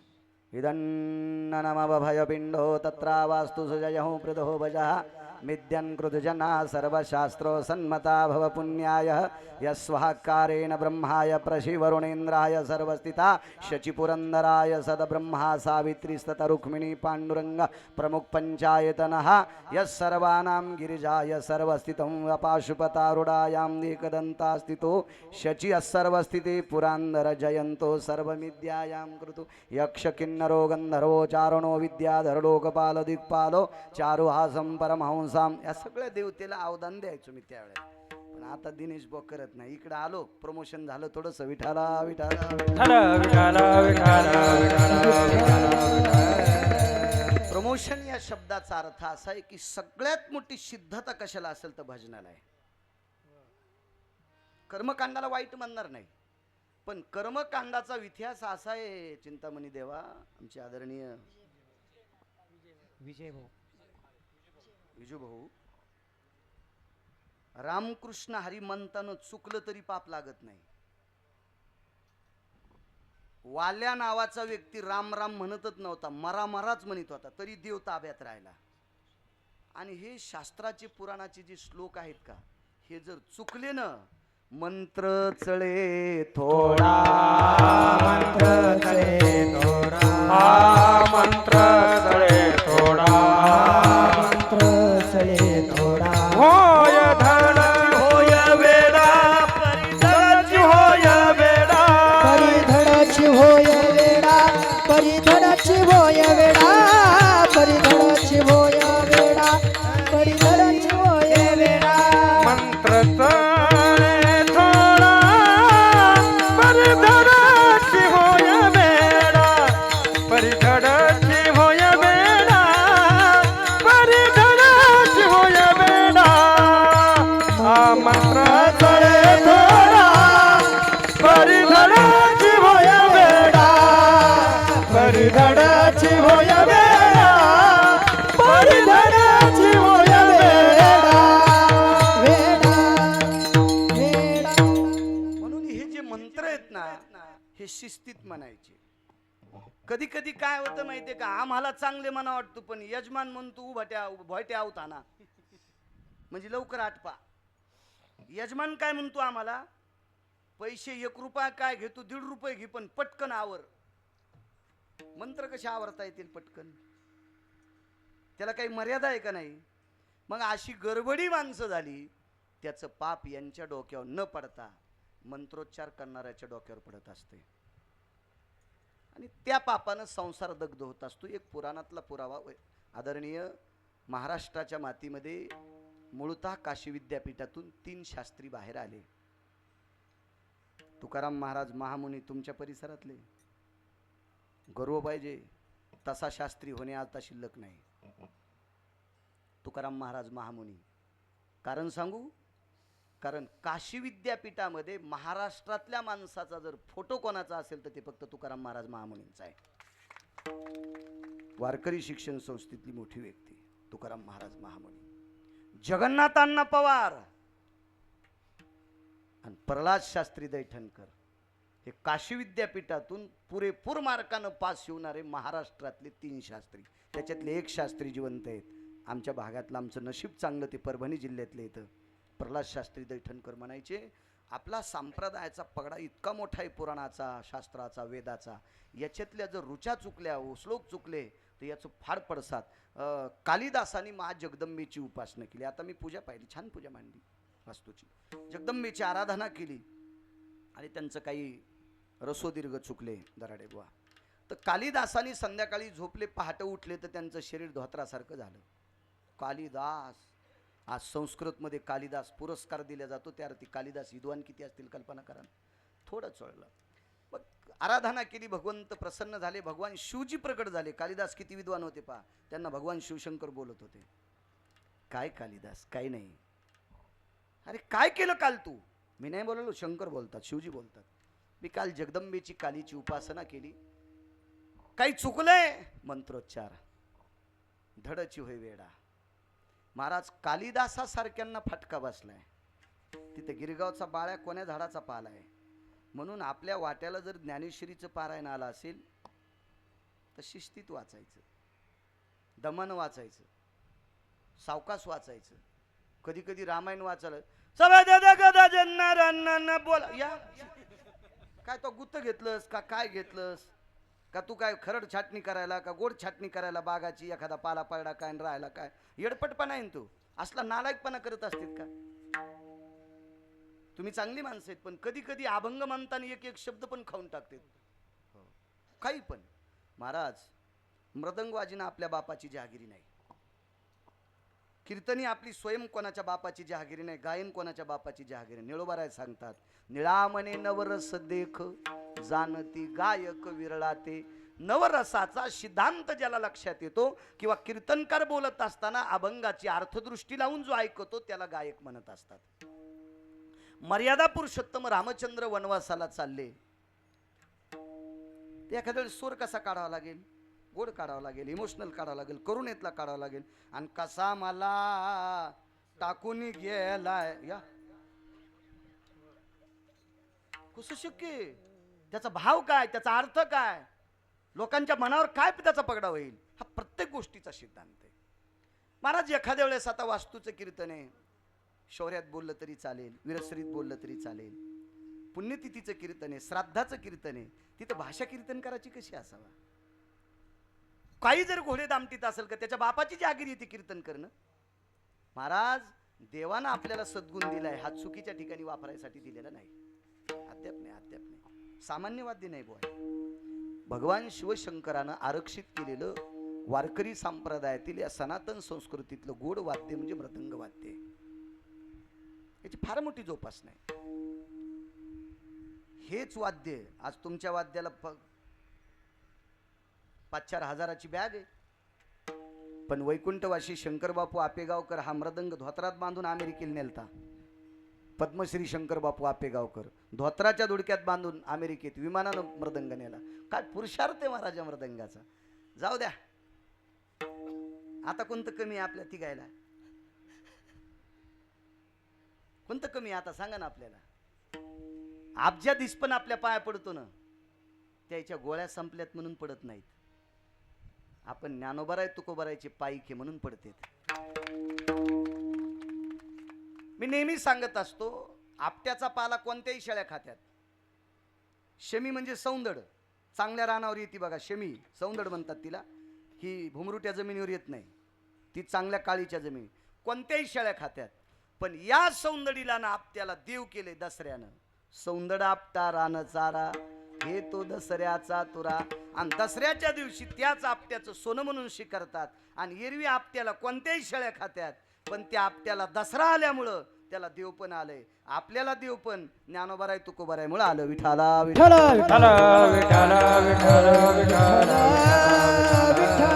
एरवी तरी पुशेप कोण अन पावे एक देवासाठी एका देवासाठी आपल्याला किंमती नाही. एरवी कोणी विचार लोक मायबापाच्या पाया पडणं आपल्या पडत फक्त देवामुळं. आपण तसं शिस्तीत वागावं. दोष काढण्यासाठी नाना प्रकारच्या साधन आहेत. गाय बांधत असतात वास्तूच्या वेळेला, घोडं बांधत असतात. घोडं शक्य नाही आता सगळ्यांना. नसली जरी तुमच्याकडे गाय तर 4-2 दिवस दारात गाय बांधा, त्याच्याशिवाय वास्तू सफल होत नाही. एक क्विंटल भरगिर, असे क्विंटल शब्द चुकीचा आलाय, 100 गिरगाव वगैरे जरी तुम्ही दारात पुरले तरी तुमची वास्तू शांती सफल होत नाही. तर गायच बांधावं लागेल. 4-2 दिवस का होत नाही दारात एकमेक रवायची, ती गाय बांधायची. हो, 4-3 दिवसापुरतं शेण त्याच या समोरच्या कोपऱ्यात तिथे एक खड्डा करायचा आणि ते शेण तिचं तिथं टाकून द्यायचं आणि बंद करायची जागा. तर त्या घराला सुख प्राप्त होत असते. वास्तुशिक पूजाच शास्त्र आहे त्याचं. गाई घराचे दोष काढण्याची ताकद गाई इतकी कशातच नाही. पंढरपुरातल्या मालकानं 7व्या अवतारात काही निषेध कामं झाली, करता तर आलीच नाही, पण वाल्मिकाच्या व्यतिरिक्त करावं लागली. नाईलाजानं या पापाचे पडसाद पुढे सुख प्राप्त व्हावा याच्याकरता पवित्र भूमीत प्रगट झाले. त्या भूमीचं नाव आहे गोकुळ. आणि तिथे एकट्या नंदाकडे 9 लाख गायी होत्या. असे नंद होते 9. मुख्य नंद राजाकडे 9 लाख गायी. आई तुझा मी एकुलता एक, गायी राखी तो 9 लाख. मग एक गाय जर आखी वास्तू शुद्ध करती तर 9 लाख गायी जागा किती पवित्र करत असतात. ही शास्त्राचा सिद्धांत आहे आपल्याकडे. चला दुसरा एक मुद्दा सांगतो. तुमच्या घरात झालेला प्रत्येक पदार्थ सकाळचा नैवेद्य, एक लहानसाच, असा फारसा मोठा नाही, 1 रुपया एवढा गव्हाचं चिपट जरी गाईला दिलं तरी तिथली अन्नपूर्णा प्रसन्न होत असते. प्रसन्न. पण आपल्याकडे एक जुनं मत होतं, आपल्याकडे टोपलं रिकामं राहत नव्हतं. भाकरीचं टोपलं कुंखाचं बगवं कवाच रिकामं राहत नव्हतं. कुंखाचं बगवं फक्त 10व्याच्या दिवशीच पालथं करायचं. जर त्यांच्या भावकीत जर 10वा असेल ना, त्या दिवशी बगवं जमिनीत रिचवायचं आणि बगवं धुवून दुसरं कुंकू टाकायचं, त्या दिवशी पालथं. आणि दुर्डी सुद्धा सुतक फिटायच्या दिवशीच पालथी करायची. शहाण्या बायका दुर्डी पालथी हानीतच नव्हत्या. टिकल्यावाल्यांना कळत नाही, त्याला काय सांगावं. विठाला विठाला विठ्ठल विठ्ठल विठ्ठल विठ्ठल. एवढा मोठा पुरुषार्थ होता, इतका मोठा पुरुषार्थ होता. आता झालंय कसं माहितीये का, असं जर मी सांगितलं तर हे शिकल्यावाले मला वेड्यात काढतील. याचं कारण सांगू का, तुमच्याकडे चिखुल झाला याच्याकरता तुम्ही येड्यात काढताल. इथं बसलेल्या 60 वर्षाच्या वयाच्या माणसाला त्यांच्या 20 वर्षाचा काळ विचारा, बुंदी किती लग्नात होत होती. 40 वर्षापूर्वी बुंदी जबराव किती लग्नात होत होती. बुंदी करणारं लग्नच सापडं नसेल 40 वर्षापूर्वी, क्वचित एखाद्या पाहुण्याकडे असायची. आणि आता सर्वसामान्याच्या लग्नातले चेंडू फेकल्यावानी गुलाबजामुन डस्टबिन मध्ये जाते. गुलाबजाम, मोतीचूरचे लाडू, चपात्या जशाला तशाच. याचं एक कारण सांगू का तुम्हाला. एक मन आहे, थोडी गावरान मन आहे. मी पुन्हा एकदा सांगतोय, तुम्हाला राग आला तर मला आणू नका. गरिबी आल्यावर लाजू नये, श्रीमंती आल्यावर माजू नये. एक दुसरी मत आहे, खाऊन माजावा, टाकून माजू नये. आपल्याला लागतंय ना तितकंच पात्रात घ्या.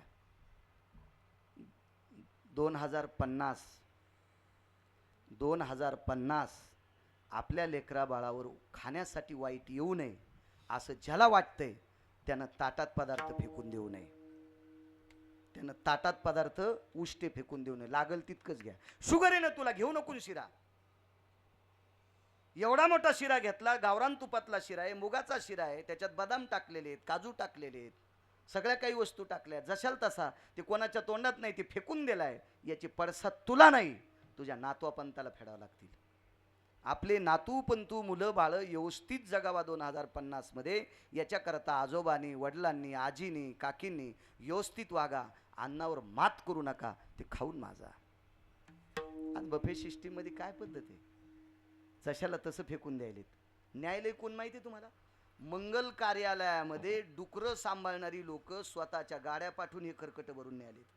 डुकरं सांभाळणारे, त्यांच्या स्वतःच्या व्हॅन आहेत, त्या व्हॅनमध्ये ते सगळं खरकट घेऊन चाललेत. काही लोक या खरकट्यावर गॅस बनवायलेत, गॅस बनवायलेत. मग विचार करा, तुम्हाला जरी ते लोक, तुम्ही जरी पैसे खर्चिले नसतील, पण आजच्या पंक्तीसाठी या नागरी कुटुंबांनी स्वतःच्या कष्टाचे पैसे खर्चून अन्नदान केले. तुम्हाला लागेल तितका भात घ्या, फेकून देऊ नका. कारण इतकं पॉवर येते अन्नामध्ये, त्या पॉवर येते अन्नामध्ये, इतकी पॉवर येते अन्नामध्ये. तुमच्या घराचा स्वयंपाकघरातलं जे पाईप जातो का, हात धुतल्याला, भांडे धुतल्याला, जिथं पाणी पडतं तिथं झाड लावा आंब्याचं, कधीच ते आंबा वांज राहणार नाही. जांभळीचं लावा, पेरूचं लावा, आंब्याचं लावा, कशाचं लावा. कधी कधी काही झाडं एक वर्ष पिकतात, या वर्षी आंबा फुटतो, पुढच्या वर्षी फुटत नाही. पण त्या पाण्यात इतकी पावर आहे की ते झाडाला सुद्धा विकसित करते, त्याच्यावर अग्नी तयार व्हायला आहे. आता नवीन शोध. मग काय पावर आहे त्या अन्नामध्ये, आणि आपला अग्नी तृप्त करण्याची ताकद त्या अग्नी, त्या अन्नात आहे. त्याला जठरा अग्नी म्हणतात. म्हणून ते नका फेकून देऊ नका. चला, घरामध्ये सुख प्रदान होण्यासाठी गाईचं वास्तव्य 4-2 दिवसापुरती असावी. बाकी मग तुम्ही गोठ्यात बांधा, तिचं संगोपन करा. शास्त्राचा सिद्धांत आहे, आपल्या घरात झालेली पदार्थ कोणती व्हावी, काय व्हावी, याचा निकष आहे. चला, एका वानराने भजन केलं, त्याचं नाव आहे गंधमादन. भिंतीवर फोटो पाहतो, दुकानात फोटो पाहतो, ऑफिसमध्ये फोटो पाहतो. काही लोकांचे का मेल्याच्या नंतरही त्यांची मुलं जिवंत आहेत तोपर्यंत, नातू जिवंत आहेत तोपर्यंत आजोबा पजोबा जिवंत राहतात. त्याचं कारण त्यांनी भजन केले. कोणतं भजन? इमानदारीनं काम केलं, इमानदारीनं काम केले. संपत्ती कमवली म्हणून नातवांना लाज वाटते म्हणून आजोबाचा फोटो लावलाय.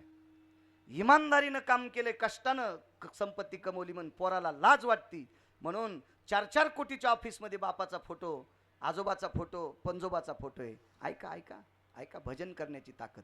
चांगलं वागणे, चांगलं बोलणे, चांगलं काम करणे, जोडून या धन उत्तम व्यवहारे. समाजाशी गुण्या गोविंदानं राहणं, घरातल्या लोकांशी गुण्या गोविंदानं राहणं. आपल्या ऑफिसमध्ये फोटो राहील, घरात दक्षिणेकडे तोंड करून फोटो राहील. गेलेल्या माणसाचे फोटोचे चेहरे दक्षिणेकडे तोंड करून असावा. मनानं कोणीकडेही तोंड करून लाई जाऊ नका. हे शास्त्र आहे. विठाला विठाला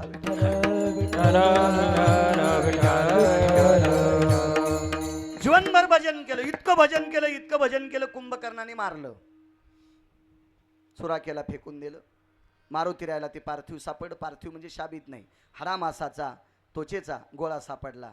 मारुती रायनं तो गोळा घेतला, मर्यादा पुरुषोत्तम रामचंद्राकडे रात्री 2 वाजता आले आणि प्रभूला सांगितलं, प्रभू हा गंधमादन नावाचं वानर आहे, हा मेला तरी तुमचं भजन करतोय. त्याच्या रक्ताच्या थेंबातून राम राम, त्याच्या मासातून राम राम, अंगावरच्या रोमातून राम राम, त्वचेतून राम राम असे शब्द. भगवंतानं असं वंजळीत घेतलं, डोळ्यातल्या पाण्यानं धुतलं आणि किष्किंधेचे राजे सुग्रीव यांना जवळ बोलवलं, बिभीषणाला जवळ बोलवलं आणि सांगितलं, उद्या सकाळी ब्राह्मी मुहूर्तावर गंधमादनाची समाधी करा.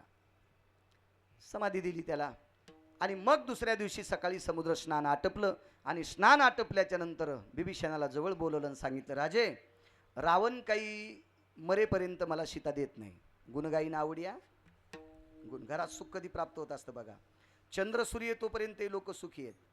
हजारो गिरगावकर मरतील पण गंधमादनाचं नाव मरणार नाही. या सगळ्या कीर्तनकाराला चरित्र रामायणातलं सांगत असताना गंधमादनाचं चरित्र सांगावंच लागेल. गुण गाण्याची ताकद किती मोठी आहे बघा. आणि कुंभकर्णाला जवळ बोलवलं आणि सांगितलं, राजे सीता नेल्याशिवाय मी जात नाही आणि रावण मरेपर्यंत सीता देत नाही, म्हणून नाईलाजानं मी शिष्टाई करता पाठीलं पण रावण ऐकत नाही. मला त्याला मारावं लागेल आणि मारल्याच्या नंतर मी लंका तुम्हाला देणार आहे. बिभीषणानं सांगितलं, काय हरकत नाही, ठीक आहे घेतो, पण एकच ऐका, दिलेली वस्तू मागणं हे मूर्खपणा आहे. म्हणून मी आता तुम्हाला भिक्षा मागतोय, माझ्या गंधमादनाची समाधी सोन्याची करा.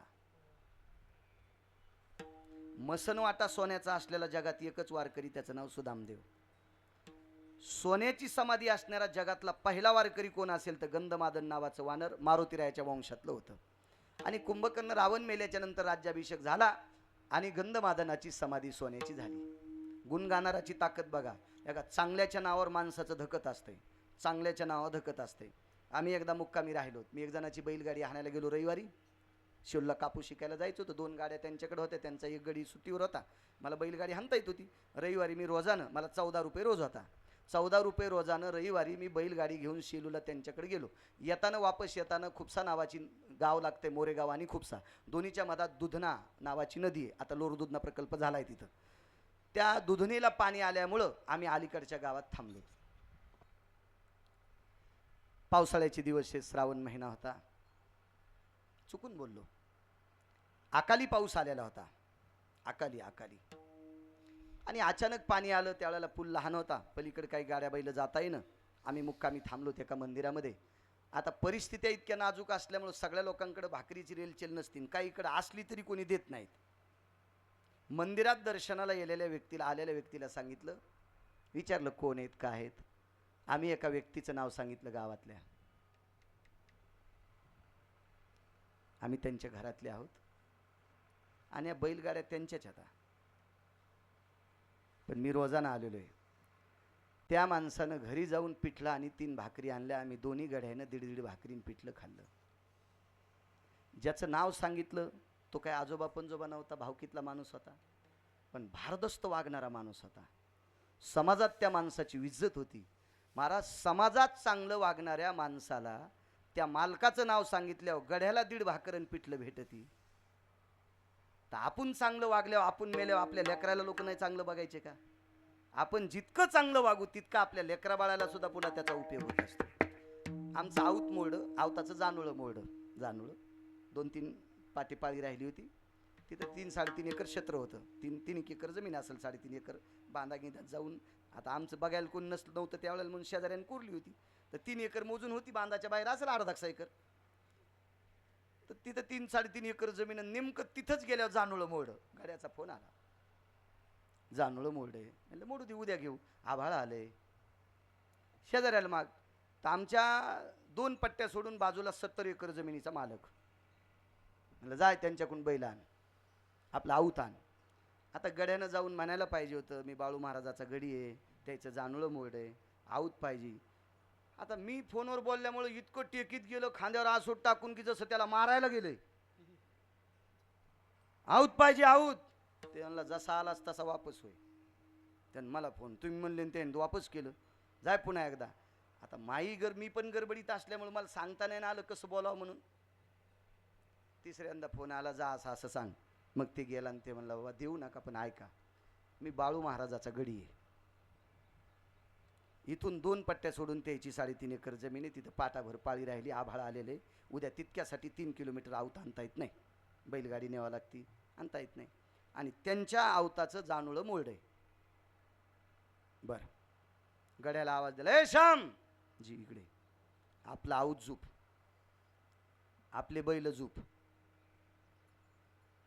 आपल्या बैलगाडीत टाक आणि वाटानं त्याचे तिथे नेऊन सोडून मग हाण. ते गडी म्हणला, बैल आहेत ना आमचे. ते म्हणला, आमचं आऊत आमच्या बैलावर भरलेले. जिंच्या पॅन्टेवाल्यानं कोणी माना हालू नका, तुम्हाला काही ढेकळं कळत नाही, फक्त जुन्या लोकांना माना हाला. तुम्ही उगा असे घोडे दामटू नका. बैलाच्या उंचीनुसार आऊत शेव करळ भरलेला असतंय सुतार दादानं. तर 70 एकरवाल्याचे बैल बी घोड्यावानीच असतील ना अशी ताई. आमचे बैल बारीक होते. मग त्या बैलावर जर हे आऊत झुपलं असतं तर असं झालं असतं उतानं. शेतकरी हुशार होता ना ते. त्यांनी सांगितलं, तुमच्या बैलावर हे आऊत जमत नाही, तुमच्या आवतावर आमचे बैल जमत नाही.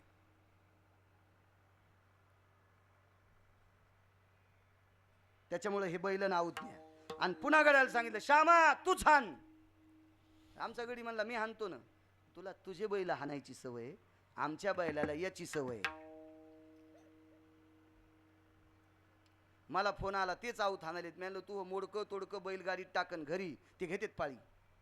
मग मागून म्हणला, मला ते बोलूच देणं गेले. तुमचं नाव सांगितलं त्यानं बैल दिले, आऊत दिलं, गढी दिला, चटत दिलं. मग लहानशा देवाचं भजन करणाऱ्या गिरगावच्या बाळ्यात जर इतकी नावात इतकी ताकद आहे, गिरगावच्या बाळ्याच्या नावात बैला सगळं आऊत भेटतं, इतकी ताकद आहे. ही चांगलं वागण्याची ताकद आहे. म्हणून या घरात सुख भेटण्यासाठी चांगलंच वागावं लागेल.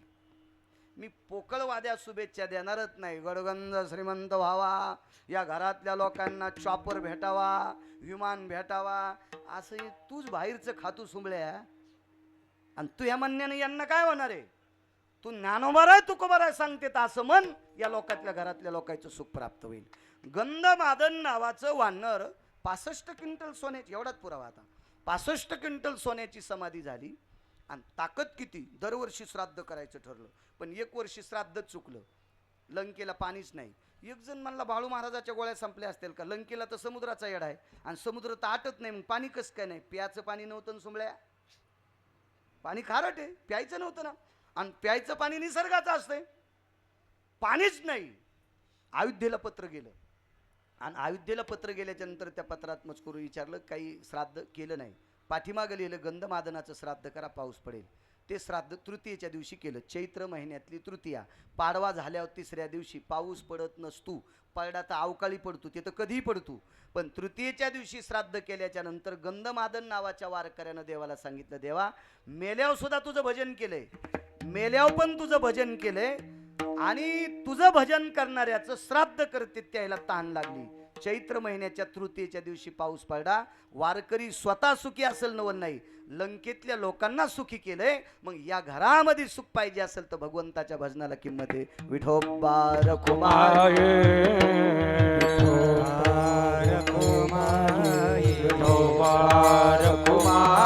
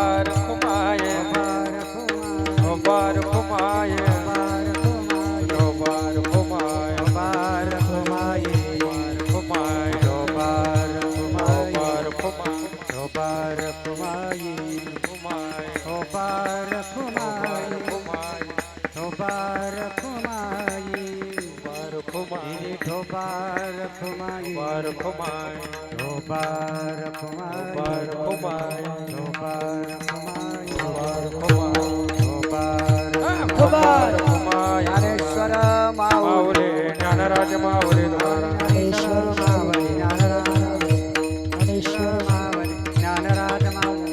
निवृत्ती ज्ञानदेव सोपान मुक्ताबाई, एकनाथ नामदेव तुकाराम, सगळ्यांनी टाळ्या वाजून म्हणा. निवृत्ती राया, निवृत्ती राया, सोपान मुक्ताबाई, ज्ञान सकया, निवृत्ती राया, निवृत्ती राया, सोपान मुक्ताबाई, ज्ञान सकया, सोपान मुक्ताबाई, ज्ञान सकया, सोपान मुक्ताबाई, ज्ञान सकया. निवृत्ती राया, निवृत्ती राया, सोपान मुक्ताबाई, ज्ञान सकया. निवृत्ती राया, निवृत्ती राया, सोपान मुक्ताबाई, ज्ञान सकया. मुक्ताबाई, ज्ञान सकया. जय विठ्ठल. जय विठ्ठल, जय विठ्ठल. बोलले रे कुरवे देवा पुरे उत्तर, क्षमा पराधो महाराज नाही उच्चारिला अधिकार मी करा, क्षमा पराधो महाराज तुका मन ज्ञानेश्वर राखा पायापैकी करा, क्षमा पराधो महाराज तुम्ही सिद्ध ज्ञानदेव तुकाराम. देव तुकाराम. कोणीही प्रसाद घेतल्याशिवाय जाऊ नका. 2 तासात मी कितीक बोलणार आहे. बऱ्यापैकी लोकांचा भ्रम असतो, लग्नातलं जेवत नाही, वास्तूचं जेवत नाही, पुण्यतिथीचं जेवत नाही. तर बऱ्याच लोकांचे धाबे बंद पाडे जेव जेव.